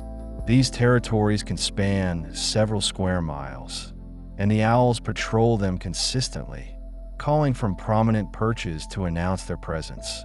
The territory provides all the resources the pair needs: hunting grounds, roost sites, and nesting locations.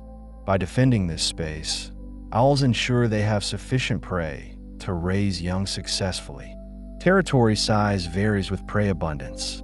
In regions where rodents are plentiful, owl territories may be relatively small because the owls can meet their needs in a compact area. In regions where prey is scarce, territories expand dramatically. Arctic owls during low lemming years may range over enormous areas, essentially becoming nomadic rather than territorial.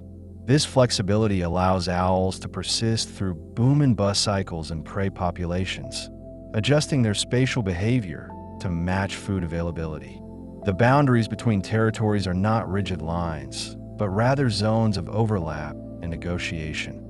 Neighboring owls may hunt in border areas without direct conflict, especially if prey is abundant. Conflicts typically arise only when one owl penetrates deep into a neighbor's core territory or when resources become scarce. These conflicts usually involve vocal displays and posturing rather than physical combat. Actual fights between owls are rare and risky. Their talons can cause serious injury to each other. Most disputes are resolved through intimidation and persistence rather than violence. Young owls dispersing from their natal territories face significant challenges. They must find unoccupied habitats suitable for establishing their own territories, but in many regions, all suitable habitat is already claimed by established pairs. Dispersing owls may wander for months, surviving in marginal habitats and avoiding conflicts with territorial adults. Mortality during this dispersal period is high. Many young owls starve, are killed by predators, or die in accidents while exploring unfamiliar areas. Those that successfully establish territories have usually found a gap created by the death of an established owl or discovered previously unoccupied habitat. The process of territory establishment involves both the owl and the landscape. The owl must learn the terrain intimately, the location of every good perch, every hollow tree, every meadow where voles are abundant. This knowledge accumulates over weeks and months of exploration. At the same time, the owl must announce its presence to neighbors, establishing acoustic boundaries through regular calling. Gradually, the owl's presence becomes part of the local soundscape, recognized and accepted by other owls. Once established, territories may be held for many years, sometimes for the owl's entire adult life. Owls modify their territories subtly over time.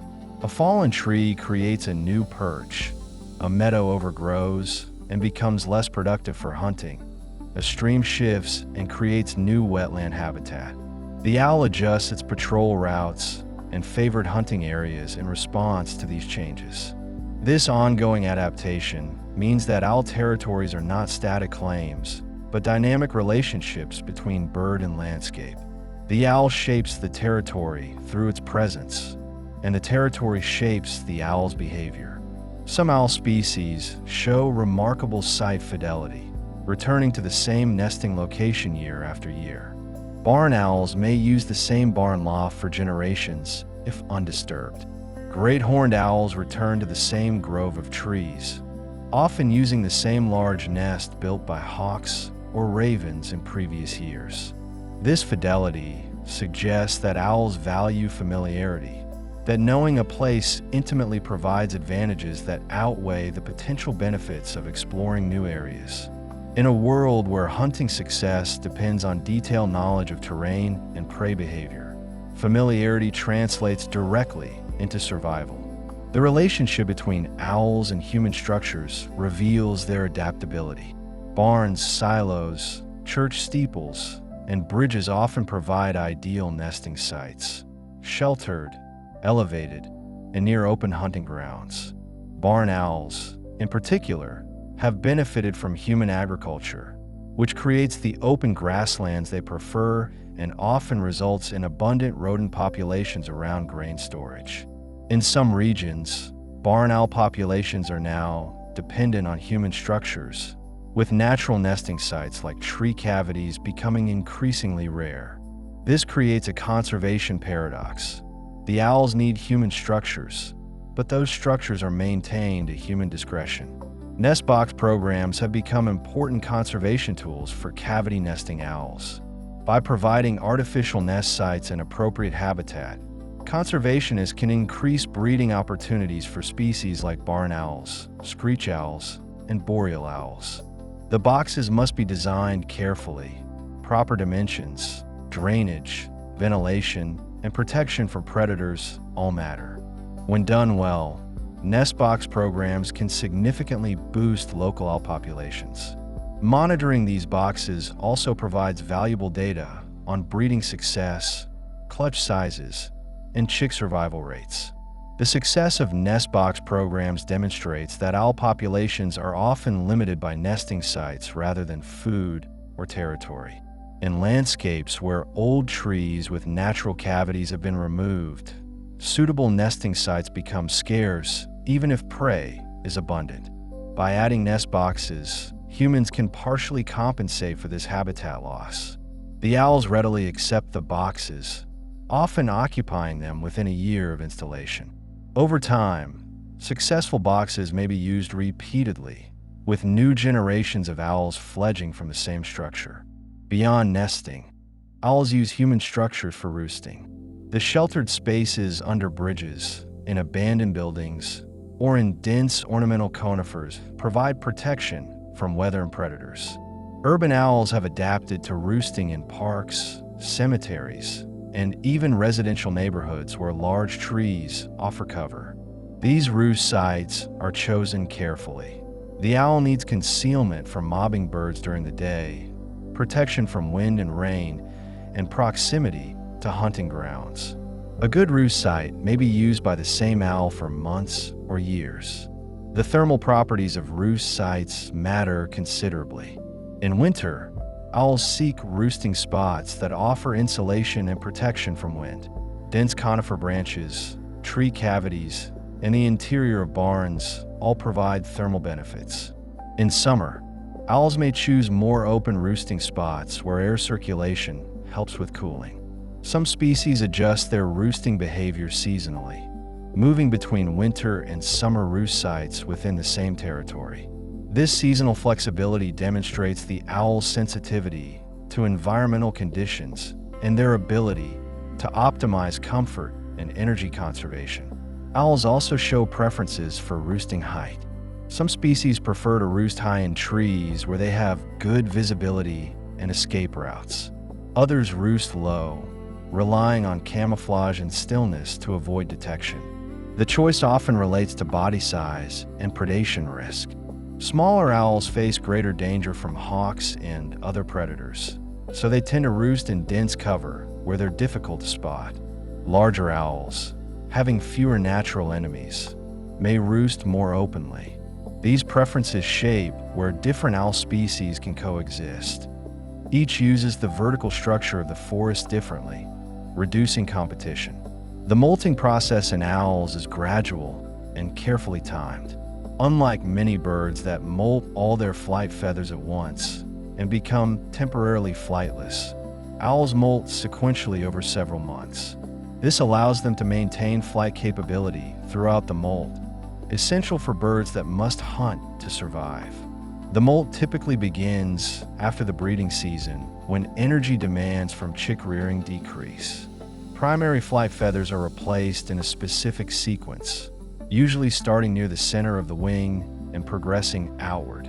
This symmetrical pattern ensures that both wings remain balanced during the molt. Feather replacement is energetically expensive. Growing new feathers requires significant protein and nutrients, and the owl must increase food intake during molting periods.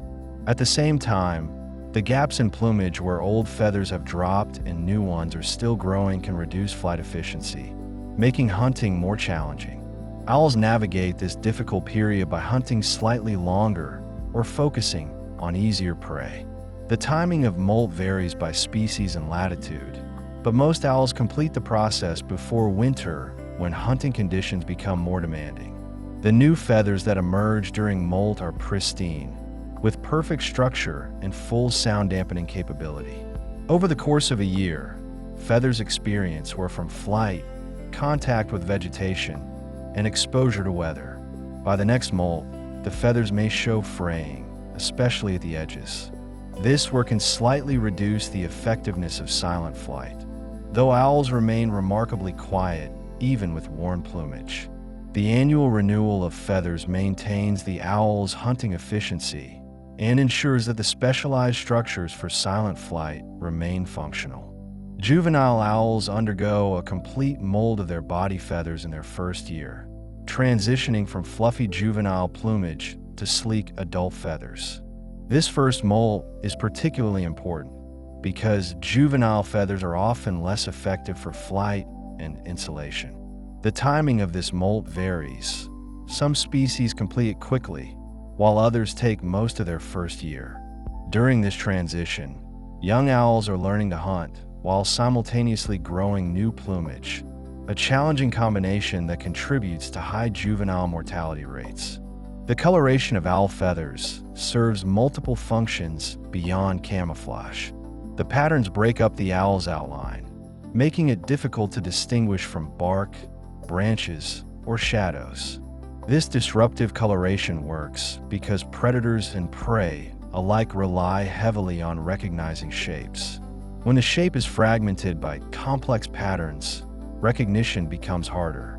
Some owls also have false eye spots on the back of their heads, dark markings that resemble eyes.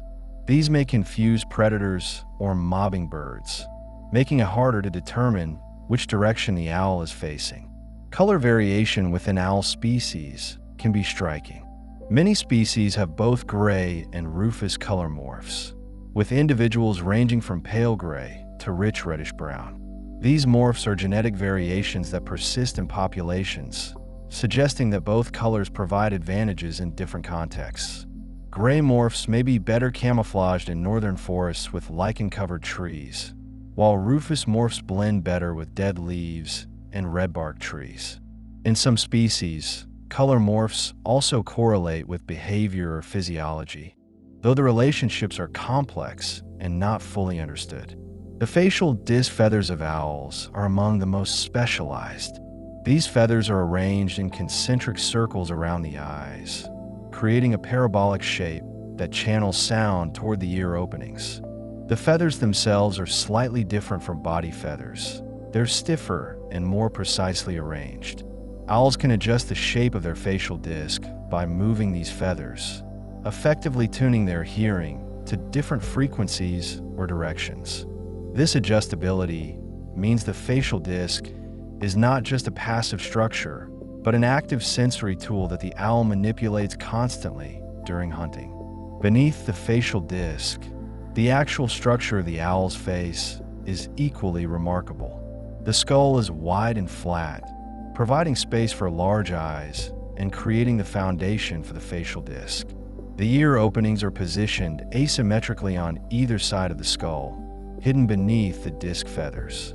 This asymmetry is key to the owl's ability to locate sounds vertically. When a sound reaches the owl, it arrives at each ear at slightly different times and volumes. The owl's brain processes these differences to determine the sound's location in three-dimensional space with extraordinary precision. The owl's brain itself is specialized for processing auditory information. The regions dedicated to hearing are proportionally larger than in most birds, with dense neural networks for analyzing timing differences between ears. This processing happens rapidly. The owl can locate a sound source in milliseconds. The speed is essential because prey animals move, and even a brief delay in processing could mean the difference between a successful strike and a miss. The owl's auditory system represents one of the most sophisticated sound location systems in the animal kingdom. Owls also integrate visual and auditory information seamlessly. When hunting, an owl uses vision to navigate and identify general hunting areas, then switches to auditory hunting when prey is detected but not visible. The transition between sensory modes is fluid, with the owl's brain constantly weighing information from both sources. In conditions where both senses provide information, a vole moving across snow at dusk, for example, the owl uses vision and hearing together, each sense confirming and refining the information from the other. This multisensory integration extends to the owl's sense of touch. The bristle-like feathers around the beak and on the feet contain mechanoreceptors that detect pressure and vibration. When an owl strikes prey, these receptors provide immediate feedback about the capture, whether the talons have secured the prey, whether the prey is struggling, and where to position the beak for a killing bite.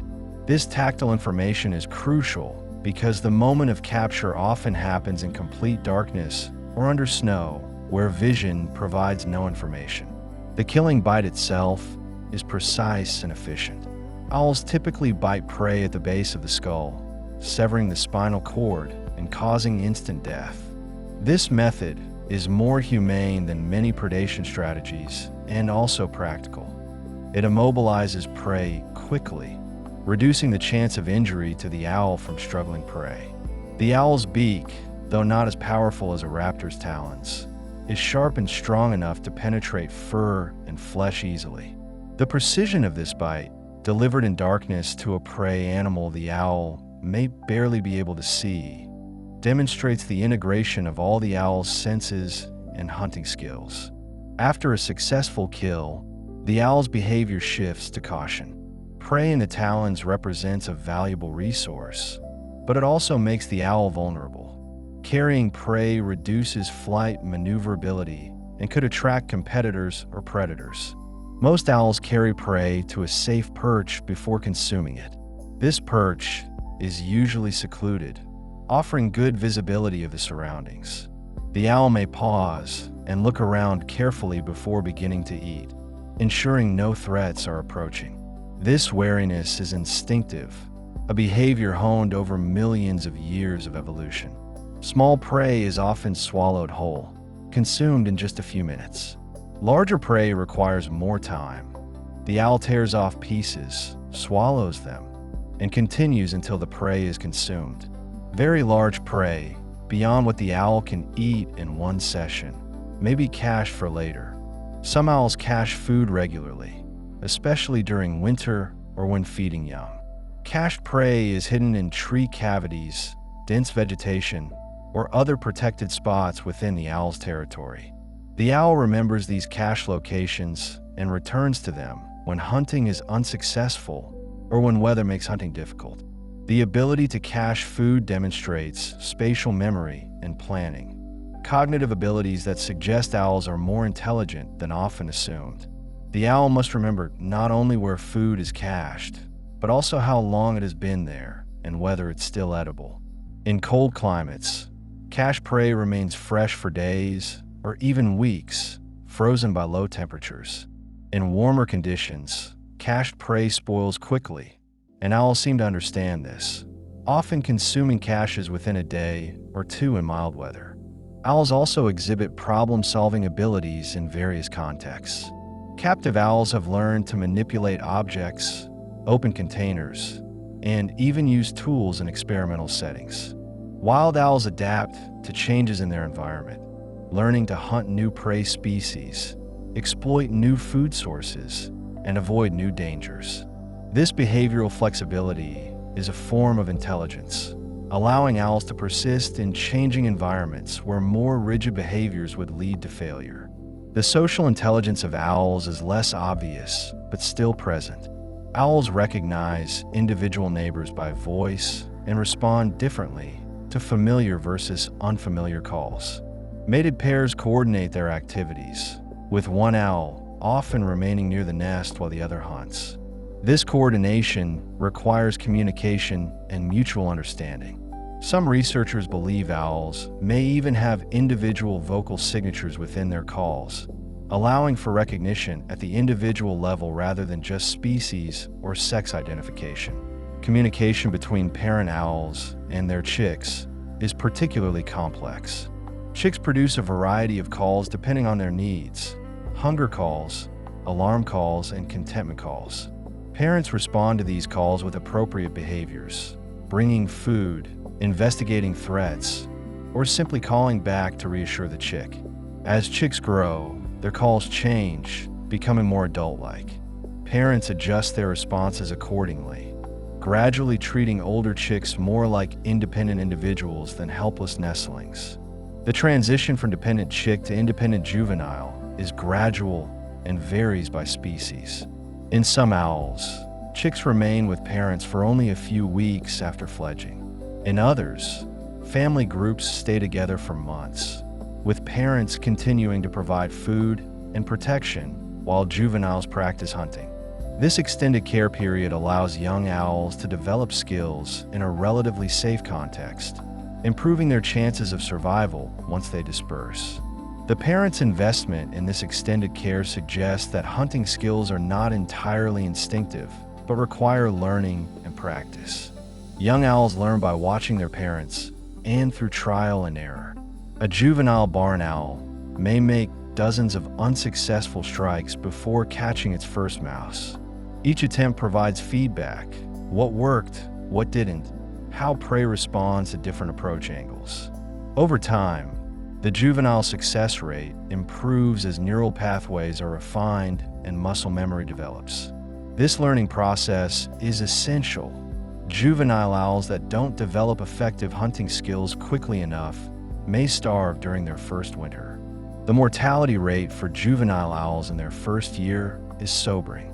Studies suggest that 50 to 70% of young owls die before reaching breeding age.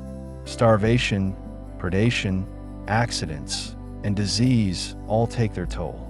Those that survive to adulthood have navigated a gauntlet of challenges, and their survival represents both luck and skill.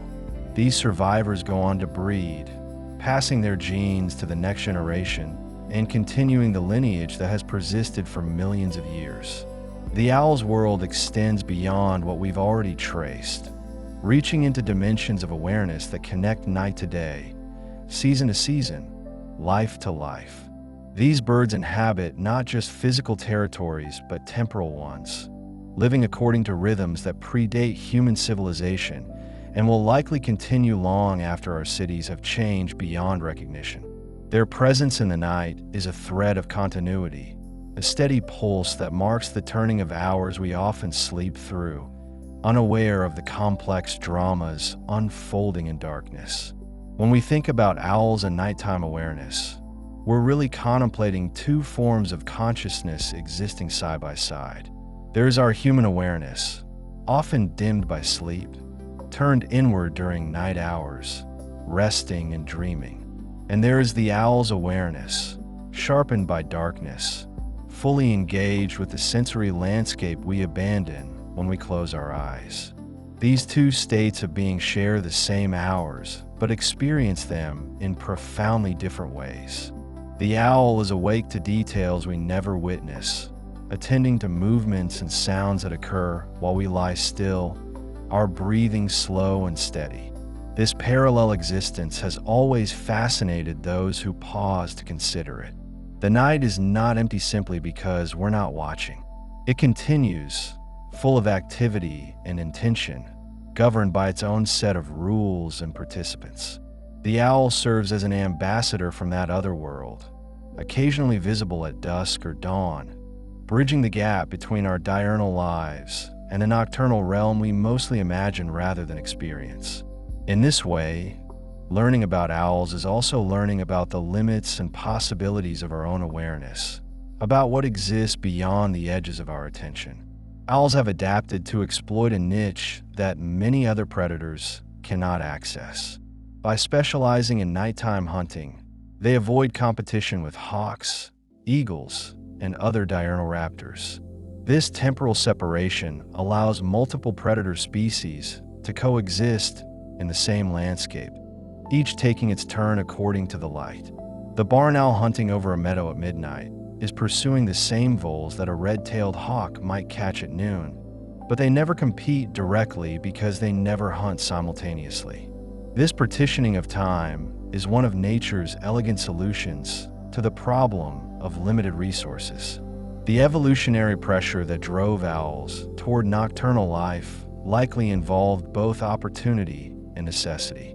Early owl ancestors may have discovered that hunting at dawn or dusk, when many birds were settling or waking, provided easy meals.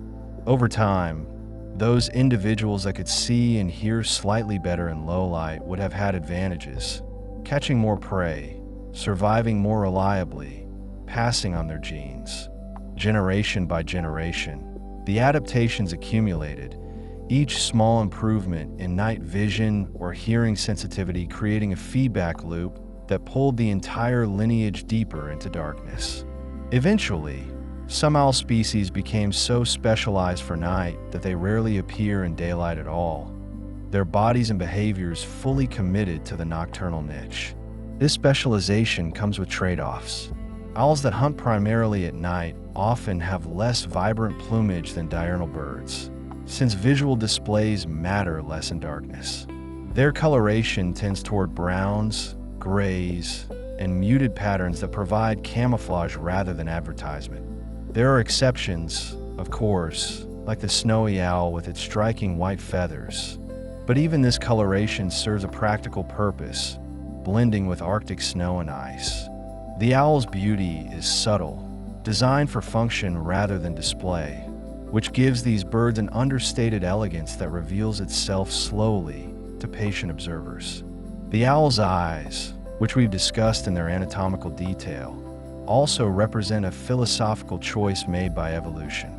By committing so much skull space and metabolic energy to vision, owls sacrificed other possibilities. Their eyes cannot move in their sockets, which means they must turn their heads to look around, a behavior that has become iconic, but which represents a compromise. The benefit, of course, is extraordinary visual sensitivity and depth perception, tools perfectly suited for detecting and capturing prey in near total darkness. Every adaptation is a negotiation between competing needs, and the owl's body reflects millions of years of such negotiations, each trade-off carefully balanced by the harsh mathematics of survival. Beyond their eyes, owls possess a quality of stillness that seems almost meditative. When an owl perches, waiting for prey, it can remain motionless for extended periods, conserving energy while maintaining total alertness. This stillness is not passive but intensely active, a state of focused attention that monitors the environment continuously. The owl is listening, watching, processing information, ready to explode into action at any moment. This combination of patience and readiness is something humans often struggle to achieve. Our minds restless, our bodies fidgeting. The owl's stillness reminds us that awareness doesn't require constant movement, that sometimes the deepest attention comes from being perfectly still. This quality of patient watchfulness has made owls symbols of wisdom across many cultures, though the connection between stillness and wisdom is worth examining.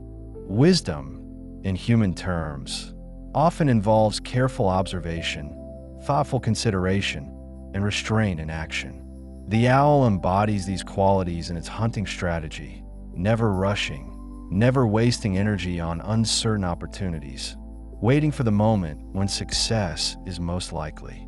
While the owl isn't wise in the human sense of accumulating knowledge or making moral judgments, its behavior demonstrates a kind of practical intelligence that achieves its goals efficiently.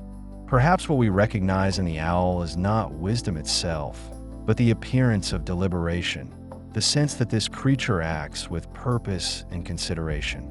The sounds owls make, beyond their territorial hoots, include a remarkable range of vocalizations that serve different purposes. Owlets in the nest make hissing and clicking sounds, especially when hungry or alarmed. These noises can be surprisingly loud and, to the uninitiated, somewhat unsettling. There are historical accounts of people hearing owlets in barn lofts or church towers and mistaking the sounds for ghosts or spirits, the hissing and scratching seeming otherworldly in the darkness. This connection between owls and the supernatural appears across cultures, born partly from misunderstanding and partly from the genuine eeriness of owl sounds heard unexpectedly at night. Adult owls also produce bill-clicking sounds when threatened or disturbed, a sharp snapping noise made by rapidly opening and closing the beak. This sound serves as a warning, a signal that the owl is prepared to defend itself if necessary. Researchers approaching nests during banding studies often hear this clicking, a clear message that they're not welcome. The sound is percussive and startling, cutting through the air with aggressive intent. It's a reminder that owls, despite their association with wisdom and serenity, are predators with sharp talons and powerful beaks, fully capable of defending themselves and their young. Some owl species produce sounds during flight, despite the generally silent nature of their wing beats. The short-eared owl, for instance, sometimes makes a clapping sound by striking its wings together beneath its body during territorial displays. This behavior is visual as well as auditory, the owl flying in undulating patterns while producing these sharp claps, advertising its presence to rivals and potential mates. The sound carries across open country, a staccato announcement that this territory is occupied. These displays often occur during daylight or twilight, when visibility is better, combining sound and movement into a clear territorial statement. The relationship between owls and their prey extends beyond simple predation into the realm of evolutionary arms races. As owls developed better hearing and silent flight, their prey species evolved enhanced vigilance and escape behaviors. Mice and voles that survived owl attacks were those with the quickest reflexes, the sharpest hearing, the most cautious habits. Over generations, prey populations became harder to catch, which in turn selected for even more refined hunting abilities in owls. This back-and-forth process, each side adapting to the other's adaptations, has been ongoing for millions of years, driving both predator and prey toward greater sophistication. The result is a finely tuned system where neither side has a permanent advantage. Owls catch enough prey to survive and reproduce, but not so many that prey populations collapse. Prey species lose individuals to predation, but maintain stable populations through high reproductive rates. This balance, sometimes called the predator-prey equilibrium, fluctuates constantly, but tends toward stability over time. When prey is abundant, owl populations increase. When owl populations grow large, they reduce prey numbers, which then causes owl populations to decline, allowing prey to recover. This cycle continues endlessly, a natural rhythm that maintains ecosystem health. Owls also face predation themselves, though adult owls have relatively few natural enemies. Great horned owls, being large and powerful, are apex predators in many ecosystems, feared by most other animals. But smaller owl species are vulnerable to larger raptors, including other owls. A great horned owl will readily kill and eat a barred owl or a long-eared owl if the opportunity arises, treating them as prey rather than fellow owls. This interspecies predation among owls adds another layer of complexity to their ecology, with size and power determining who fears whom. Owl eggs and chicks face more diverse threats. Raccoons, climbing snakes, and other nest predators will take eggs or young owls if they can reach the nest. This is one reason why many owls nest in locations that are difficult to access, high in tree cavities or on cliff ledges. The parents guard the nest aggressively, but they must also leave periodically to hunt, creating windows of vulnerability. In areas where great horned owls are common, smaller cavity nesting owls often suffer high nest predation rates. Their eggs and chicks taken during the brief moments when the parents are away. This pressure shapes owl reproductive strategies, influencing clutch sizes, nesting timing, and parental behavior. The phenomenon of mobbing, where small birds gather to harass an owl, represents a collective defense strategy that benefits the entire bird community. When a group of crows discovers a roosting owl, their loud calling alerts every bird in the area to the predator's location.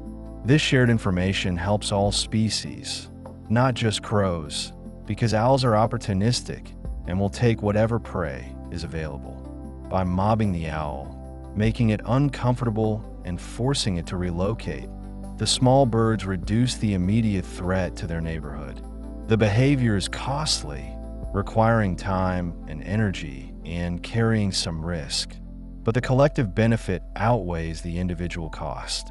Owls typically respond to mobbing by trying to wait it out, remaining still and hoping the harassers will lose interest.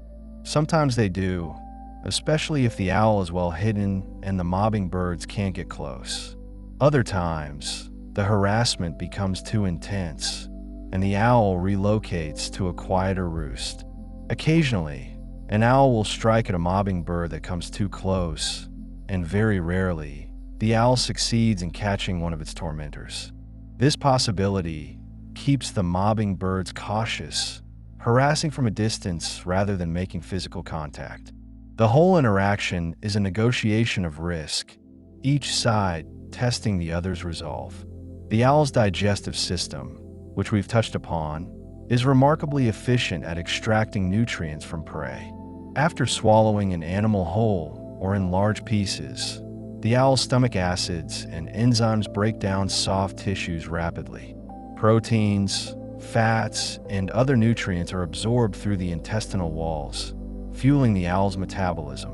The process is fast compared to many other birds, with food moving through the system in a matter of hours.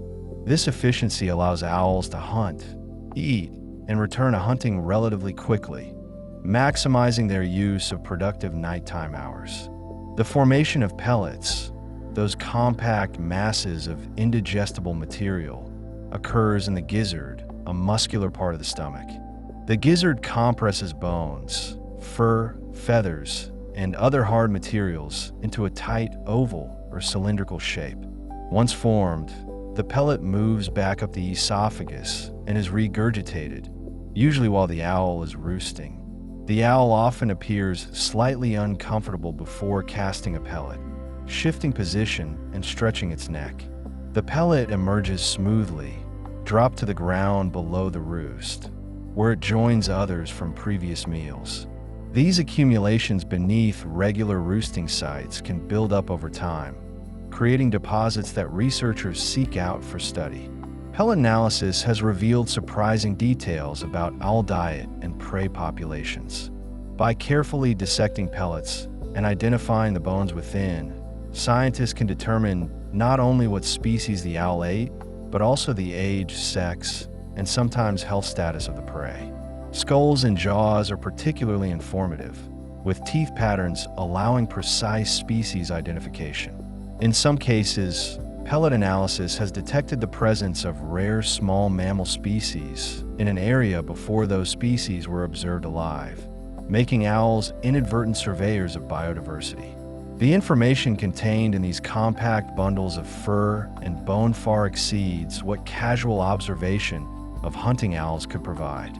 Long-term pellet studies have tracked changes in prey populations over decades, documenting shifts in species composition that reflect habitat changes, climate patterns, or human impacts. In agricultural regions, pellets show changes in rodent communities as farming practices evolve. In urban areas, they reveal how small mammals adapt to city life, with some species thriving and others disappearing.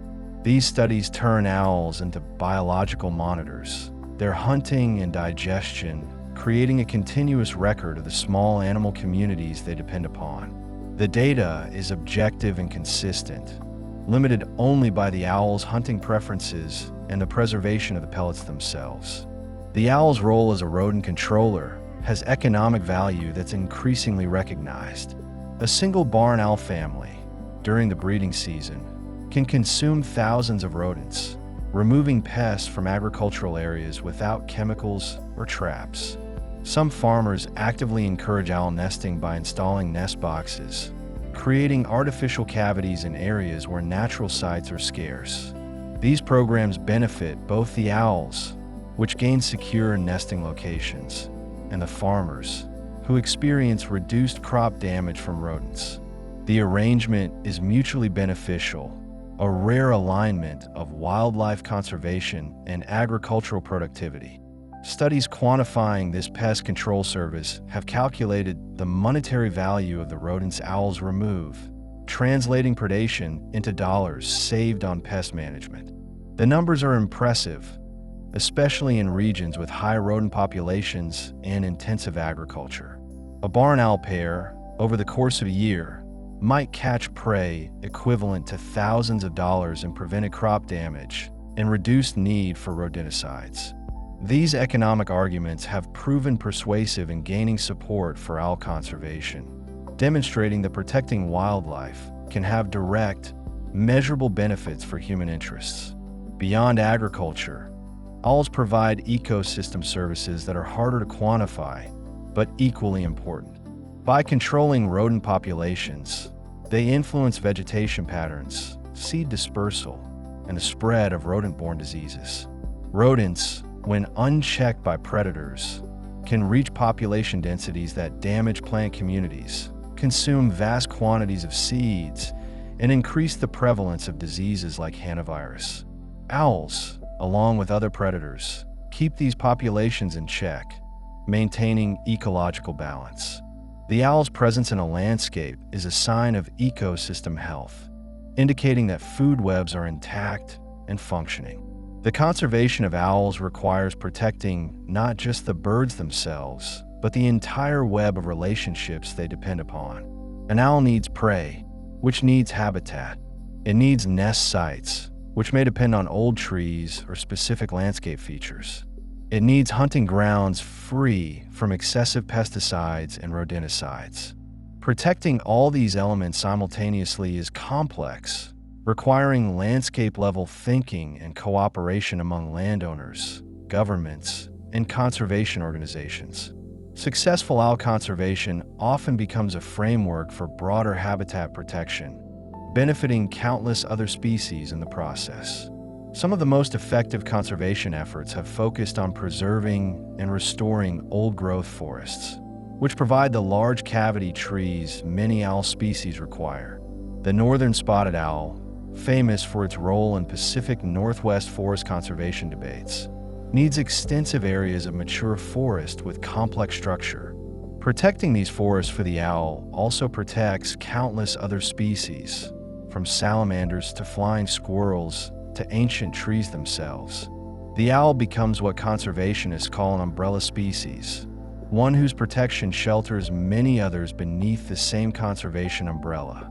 Urban owl conservation takes different forms, focusing on reducing hazards and creating suitable habitat within human-dominated landscapes, covering pools and water features to prevent drowning, installing guards on chimneys to prevent nest entrapment, designing buildings with bird-safe glass, and preserving park trees for roosting and nesting all contribute to making cities more owl-friendly. Some cities have embraced their owl populations, celebrating them as charismatic wildlife that enhances urban nature experiences.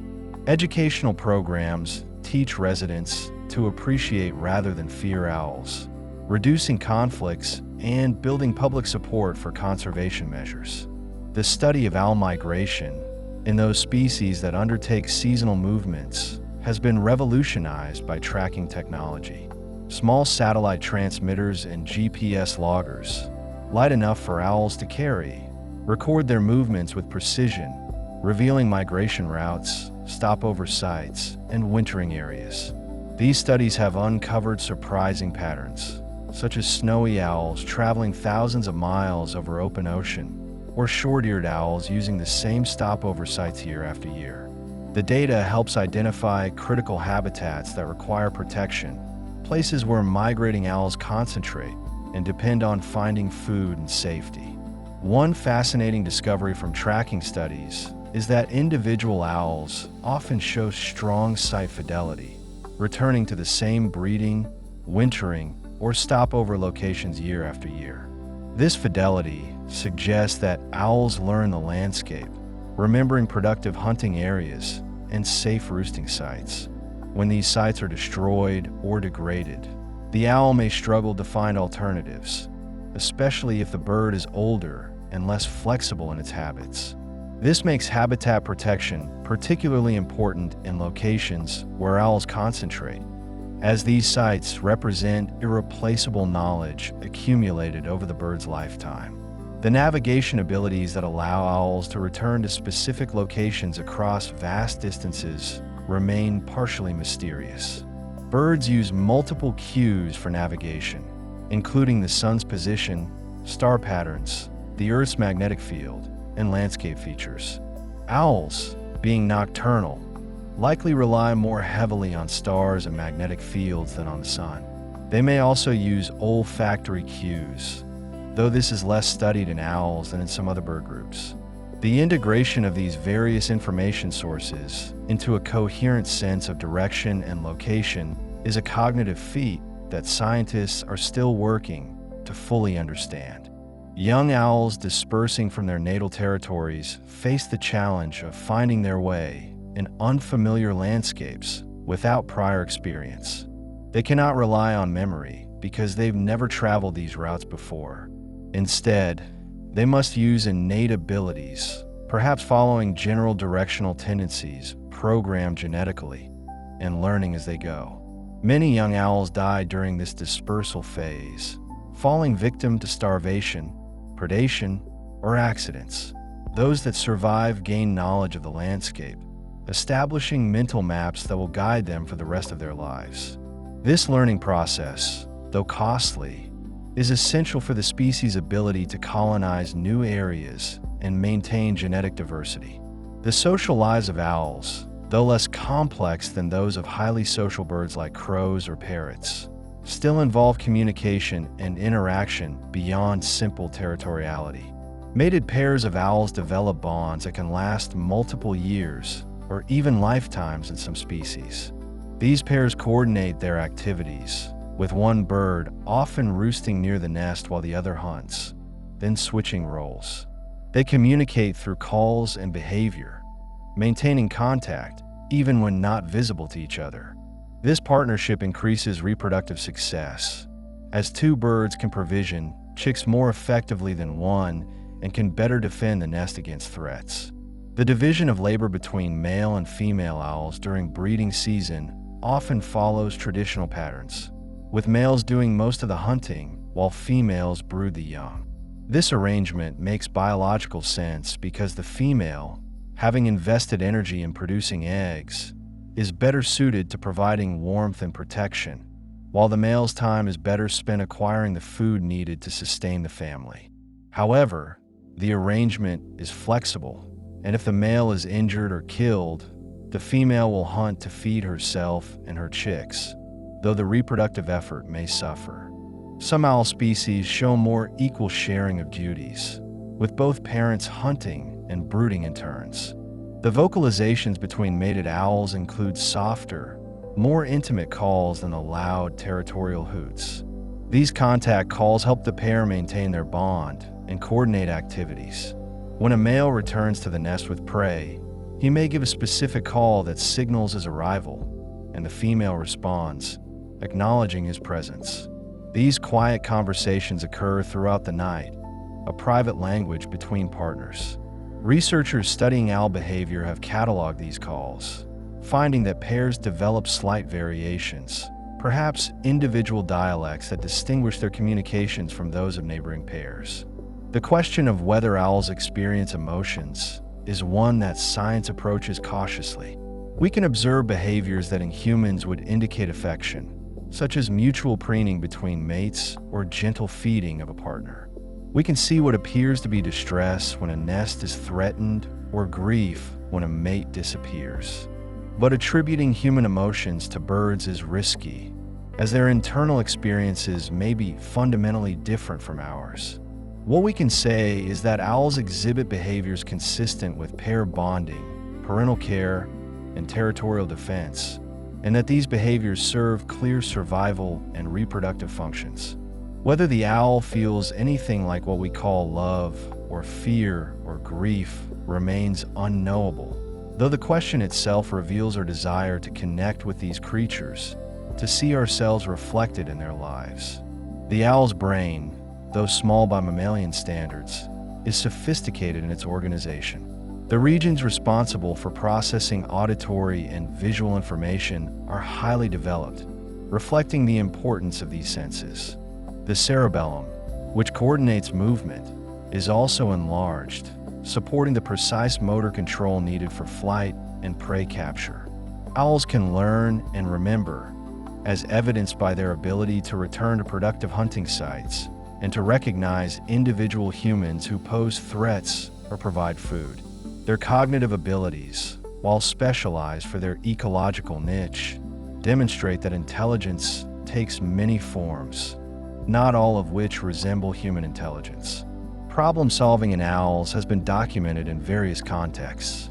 Captive owls learn to manipulate objects to obtain food, to recognize patterns, and to anticipate events based on experience. Wild owls adjust their hunting strategies based on success rates, abandoning unproductive areas and focusing on locations where prey is abundant. They learn to associate human activities with food availability, such as rodents emerging from disturbed hay bales or prey becoming active around farm buildings at specific times.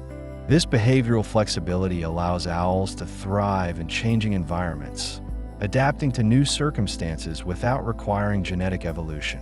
The lifespan of owls in the wild varies by species and circumstances, but many owls can live a decade or more if they survive the dangerous early years. The oldest recorded wild owls have reached ages exceeding 20 years, remarkable longevity for birds of their size. In captivity, where threats like starvation, predation, and accidents are removed, owls can live even longer, sometimes into their 30s. These long lifespans mean that individual owls accumulate substantial knowledge of their territories, learning the landscape in detail over years of residence. An old owl is an experienced owl, familiar with every hunting spot, every roosting tree, every seasonal pattern in its domain. This accumulation of experience makes older owls more efficient hunters and more successful breeders. They know where prey is likely to be found in different weather conditions, which routes to fly to minimize energy expenditure, and how to respond to various threats. Younger owls, still learning, make mistakes that older birds avoid. This advantage of experience is one reason why survival rates often improve as owls age, at least until senescence begins to affect their physical abilities. The curve of survival is U-shaped, with high mortality in youth, lower mortality in prime adulthood, and increasing mortality in old age. The signs of aging in owls include worn plumage, faded colors, and reduced physical vigor. An old owl's feathers may become ragged, with broken tips and missing sections that are no longer replaced as efficiently. The bird's hunting success may decline as reflexes slow and sensory acuity diminishes. Eventually, an aging owl may struggle to catch enough prey to sustain itself, losing body condition until it becomes vulnerable to disease, predation, or simply the cold of winter. Death in the wild is rarely peaceful or dignified, but it comes to all individuals, returning their bodies to the ecosystem that sustained them. The death of an owl, like any animal, initiates a cascade of ecological processes. Scavengers may find and consume the carcass, transferring the owl's accumulated nutrients to other organisms. Insects colonize the remains, breaking down tissues and recycling elements back into the soil. Bacteria and fungi complete the decomposition, transforming complex organic molecules into simpler forms that plants can absorb. In this way, the owl's body, which was built from the prey it caught and the environment it inhabited, returns to that environment, continuing the cycle. Nothing is wasted, nothing is lost, only transformed. This perspective on death as transformation rather than ending can be comforting. The owl that hunted the fields near your home, that you perhaps heard calling on winter nights, doesn't simply vanish when it dies. Its substance becomes part of the soil, the plants, the insects, the next generation of prey animals, and eventually, perhaps, another owl. The individual is temporary, but the patterns persist, the roles are refilled, the night continues to have its hunters, and it's hunted. There is a continuity in this that transcends individual lives, a larger story in which each owl is a chapter, important but not final. Human cultures have long grappled with the symbolism of owls, finding in these birds reflections of our own concerns and questions. The owl as a symbol of wisdom appears in ancient Greek tradition, associated with Athena, goddess of wisdom and warfare. This connection likely arose from the owl's observant, seemingly thoughtful demeanor and its association with night, a time for contemplation and study. The image of the owl as wise counselor has persisted through centuries, appearing in literature, art, and popular culture, even though the biological reality of owl intelligence is quite different from human wisdom. In other traditions, owls carry darker symbolism associated with death, bad omens, or witchcraft. These associations often stem from the owl's nocturnal habits and eerie calls. which can seem ominous when heard unexpectedly in darkness.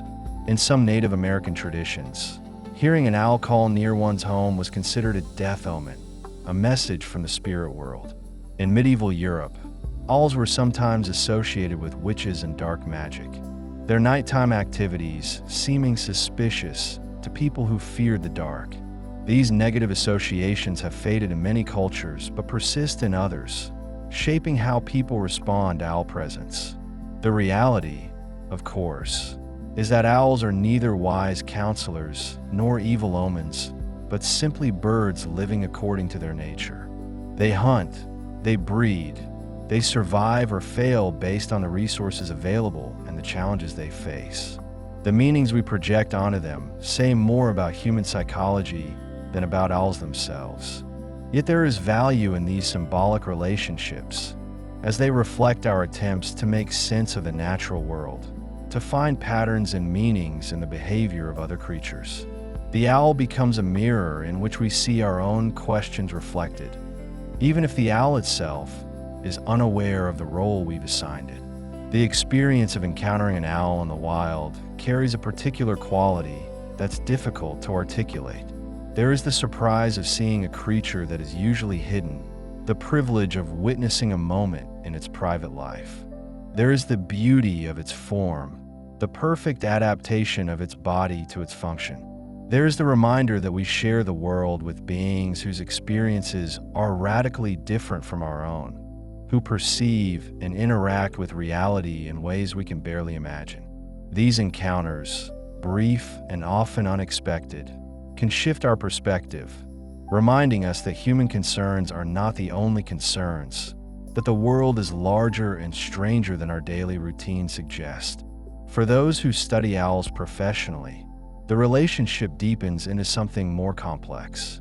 Researchers spend thousands of hours observing owls, learning to recognize individuals, documenting their behaviors, tracking their successes and failures. This intimate knowledge brings both connection and detachment, a scientific objectivity that coexists with genuine affection for the study subjects. The researcher knows that the owl is not a pet or a friend, but a wild animal pursuing its own survival, yet cannot help but care about the fate of individuals they've come to know. This tension between objectivity and empathy is part of the experience of field biology, a reminder that science is conducted by humans with emotions, even as it strives for impartial truth. The future of owls in a rapidly changing world is uncertain. Climate change is altering the timing of seasons, the distribution of prey species, and the suitability of habitats. Some owl species may benefit from these changes, expanding into newly suitable areas, while others may find their ranges shrinking, their prey disappearing, their nesting sites no longer viable. Predicting these outcomes is difficult because ecosystems are complex, with many interacting variables. What seems like a minor change in temperature or precipitation can cascade through food webs, affecting species in unexpected ways. Habitat loss continues to be the primary threat to owl populations worldwide. As forests are cleared, grasslands are plowed, and wetlands are drained, owls lose the places they need to hunt and nest. Urbanization fragments landscapes, creating isolated patches of habitat that may be too small to support viable owl populations. Roads cut through territories, creating hazards that kill owls through vehicle collisions. The cumulative effect of these changes is a gradual erosion of owl populations, a slow decline that may not be immediately obvious, but which, over decades, can push species toward endangerment. Yet there are reasons for hope. Conservation efforts have brought some owl species back from the brink of extinction. Legal protections, habitat restoration, and public education have made differences in owl populations. The recovery of the bald eagle and peregrine falcon, both raptors that face severe declines, demonstrates that conservation can succeed when society commits to it. Owls, being less iconic than eagles but still charismatic and valued, have benefited from similar efforts. Nest box programs, rodenticide regulations, and forest protection measures have all contributed to stabilizing or increasing owl populations in various regions. The relationship between humans and owls continues to evolve. As more people live in urban and suburban areas, encounters with wildlife become both less frequent and more valued. The owl spotted in a city park becomes a neighborhood celebrity, discussed on social media, and sought out by admirers. This urban wildlife appreciation can translate into political support for conservation, as people who care about the owls in their community become advocates for protecting habitat and reducing threats. The owl, once feared or ignored, becomes a symbol of nature's resilience, a reminder that wildness can persist even in human-dominated landscapes. Education plays a crucial role in changing attitudes toward owls. When people learn about owl biology, their fears often transform into fascination.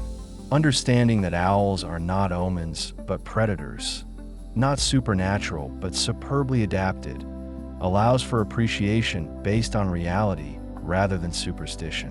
Educational programs that bring live owls to schools, nature centers, and community events create personal connections that abstract information cannot.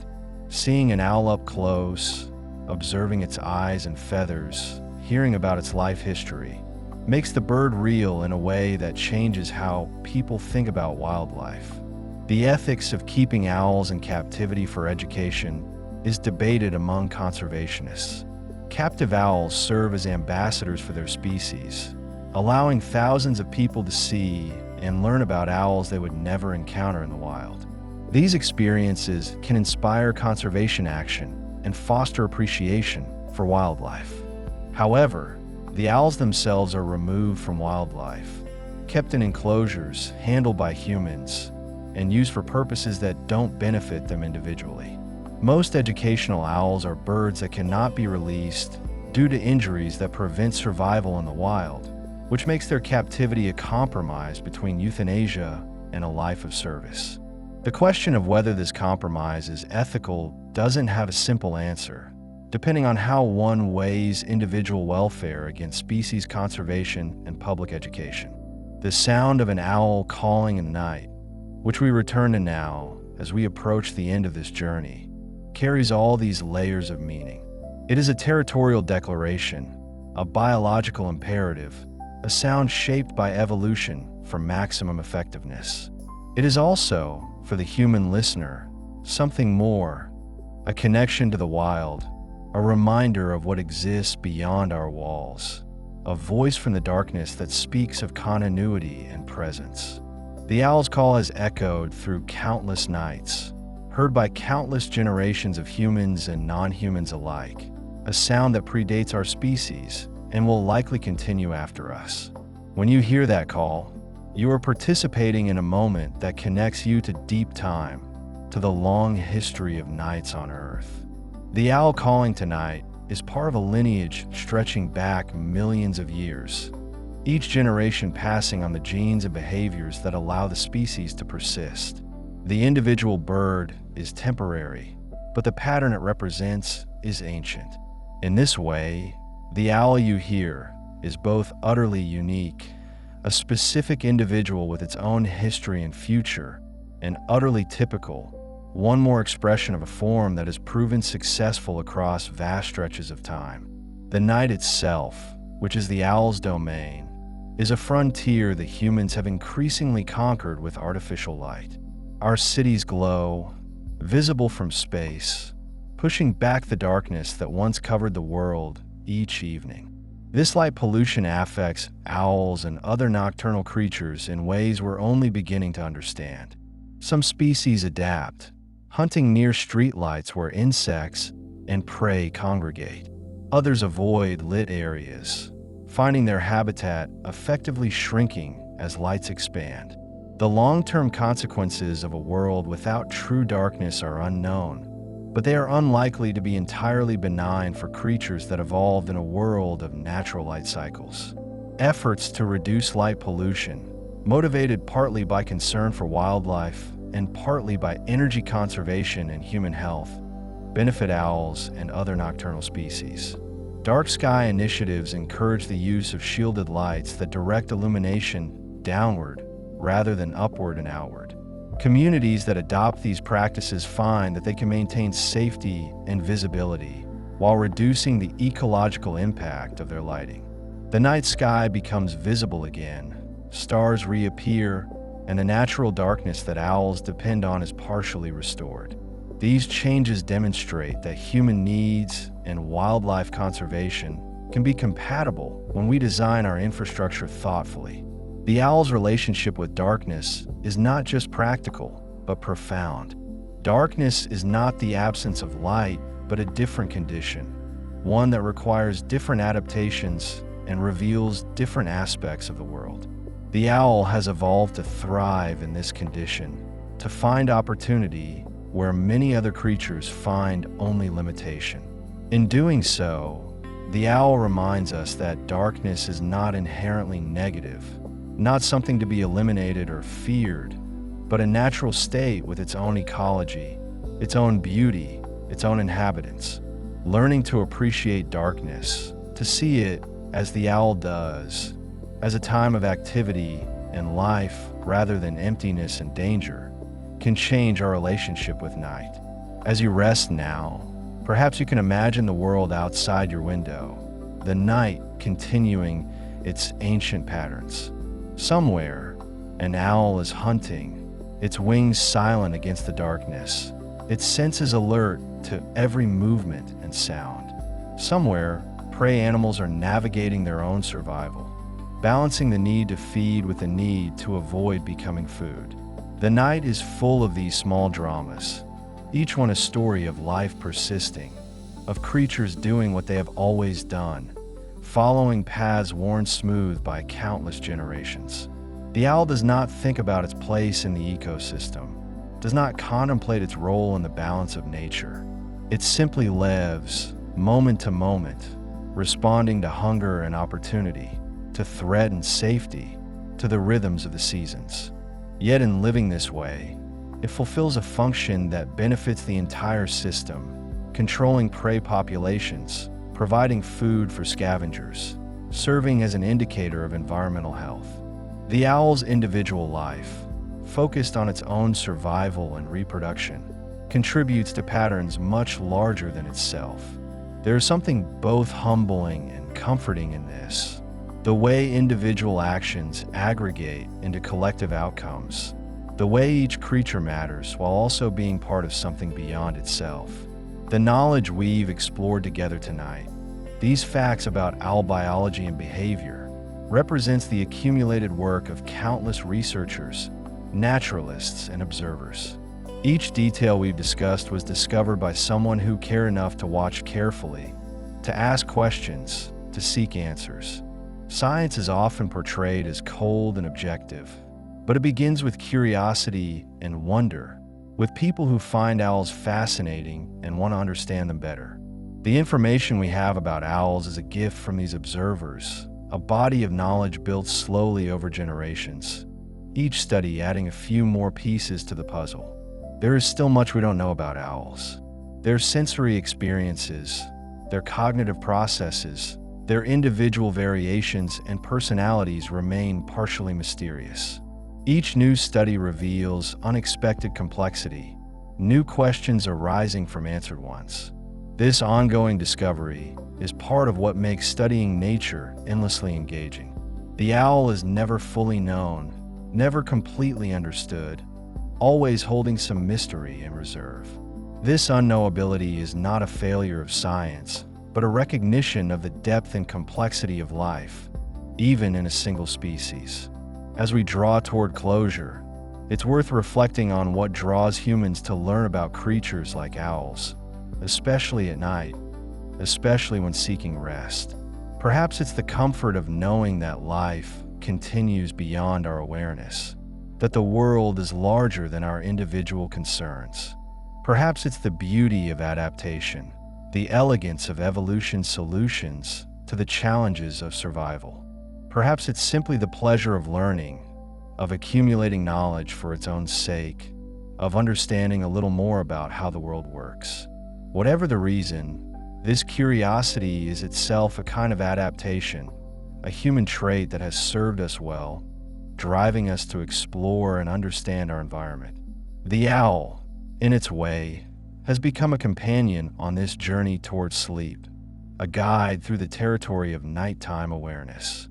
By learning about how the owl experiences night, we've expanded our own sense of what night means, what it contains, how it functions. We've traveled from the anatomy of feathers to the ethics of conservation, from the physics of silent flight to the chemistry of digestion, from individual hunting strategies to ecosystem-level impacts. The journey has been long, but hopefully gentle, each fact settling into your awareness like snow falling quietly in darkness.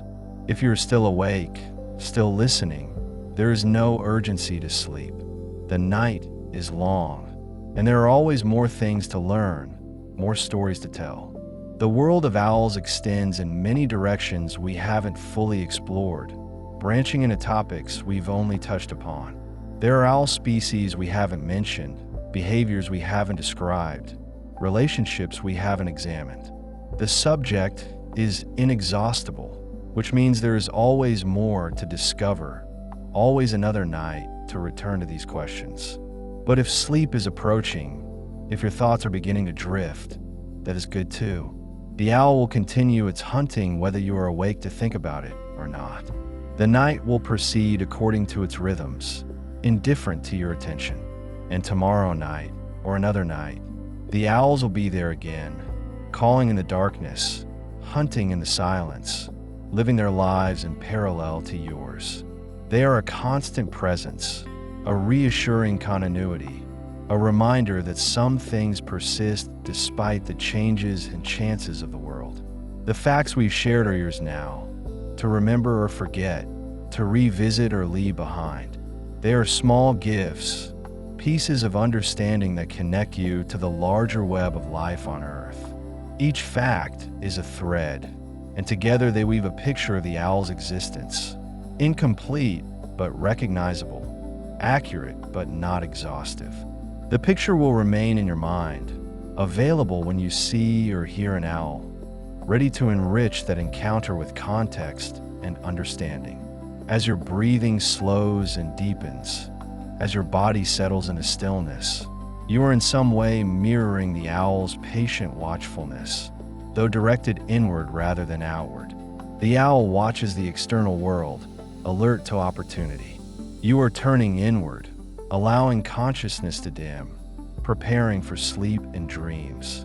These are complementary states, two ways of being that together encompass the full range of awareness. The owl's focused attention and your relaxed release are both necessary, both valuable, both part of the spectrum of consciousness. The night holds you safely. The darkness that the owl navigates so skillfully is the same darkness that allows you to rest, that signals your body to produce melatonin and initiate sleep. The night is a gift to all creatures, a time of rest for some and activity for others, a natural rhythm that has structured life on Earth for billions of years. You are part of this rhythm, connected to it through your biology, your circadian cycles, your need for sleep. The owl is part of it too, in a different way, its activity peaking when yours declines. There's a kind of trust in sleeping, a willingness to let go of control and awareness, to become vulnerable in the faith that you will wake again. The owl, even in sleep, maintains a level of alertness that humans rarely achieve, ready to wake at any disturbance. But you can let go more completely, can sink into deeper unconsciousness, because you are safe, sheltered, part of a social structure that provides security. This ability to truly rest is one of the gifts of human civilization, the structures and communities that allow us to lower our guard and sleep deeply. The owl asks nothing of you. It does not need your attention or concern, though it may benefit from your care for the environment. It lives its life according to its nature, whether you think of it or not. But in learning about the owl, in spending this time considering its existence, You have enriched your own understanding of the world. You have added depth to your experience of night, given meaning to sounds you might hear, created connections between yourself and the wild lives unfolding in darkness. If you wake in the night and hear an owl calling, perhaps you will remember some of what we've discussed. Perhaps you will think of the asymmetrical ears, the silent feathers, the patient hunting, the ancient lineage. Perhaps you will simply smile, recognizing a fellow creature going about its business, and then return to sleep. Either way, the owl's call will mean something more than it did before, will carry associations and understanding that connect you to the living world.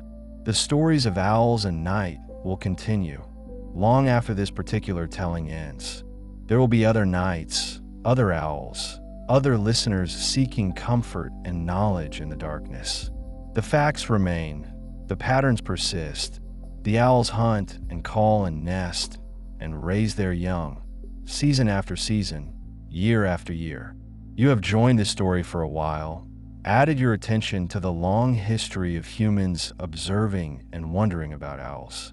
Now, as this particular journey concludes, you can rest, knowing that the story continues without you, that the night is full and active and alive. The owl's wings are spreading now, in your imagination or in reality, somewhere in the darkness. The bird lifts from its perch, drops silently toward the ground, talons extended. Perhaps it catches its prey, perhaps it misses and must try again. Either way, it continues, persistent and patient, doing what owls have always done. And you, settling deeper into rest, are also doing what humans have always done, seeking sleep as night deepens, trusting in the return of morning, part of the same ancient rhythms that guide the owl through darkness. Sleep well, knowing the night is attended to, that the owl is watching, that the world continues its turning. Rest in the knowledge that you are part of this world, connected to it through countless threads of relationship and dependency. The owl's existence and yours are woven together in the larger fabric of life on Earth, each thread necessary, each pattern contributing to the whole. There is comfort in this connection, in knowing you are not separate from nature, but part of it, subject to the same forces, shaped by the same planet. The facts will be here when you wake, if you wish to return to them. The owls will be here too, roosting through the day, waiting for the next night. And the night itself will return, as it always does, bringing darkness and stars and the quiet sounds of creatures who make the night their home. You are safe. You are resting. You are part of the endless cycle of waking and sleeping, activity and rest, light and darkness. Let the owl's silent flight carry you now, into sleep, into dreams, into the darkness that restores and renews. The night is gentle, the world is vast, and you are exactly where you need to be. Rest now, and let the owls keep their watch, as they have always done, will always do through all the nights to come.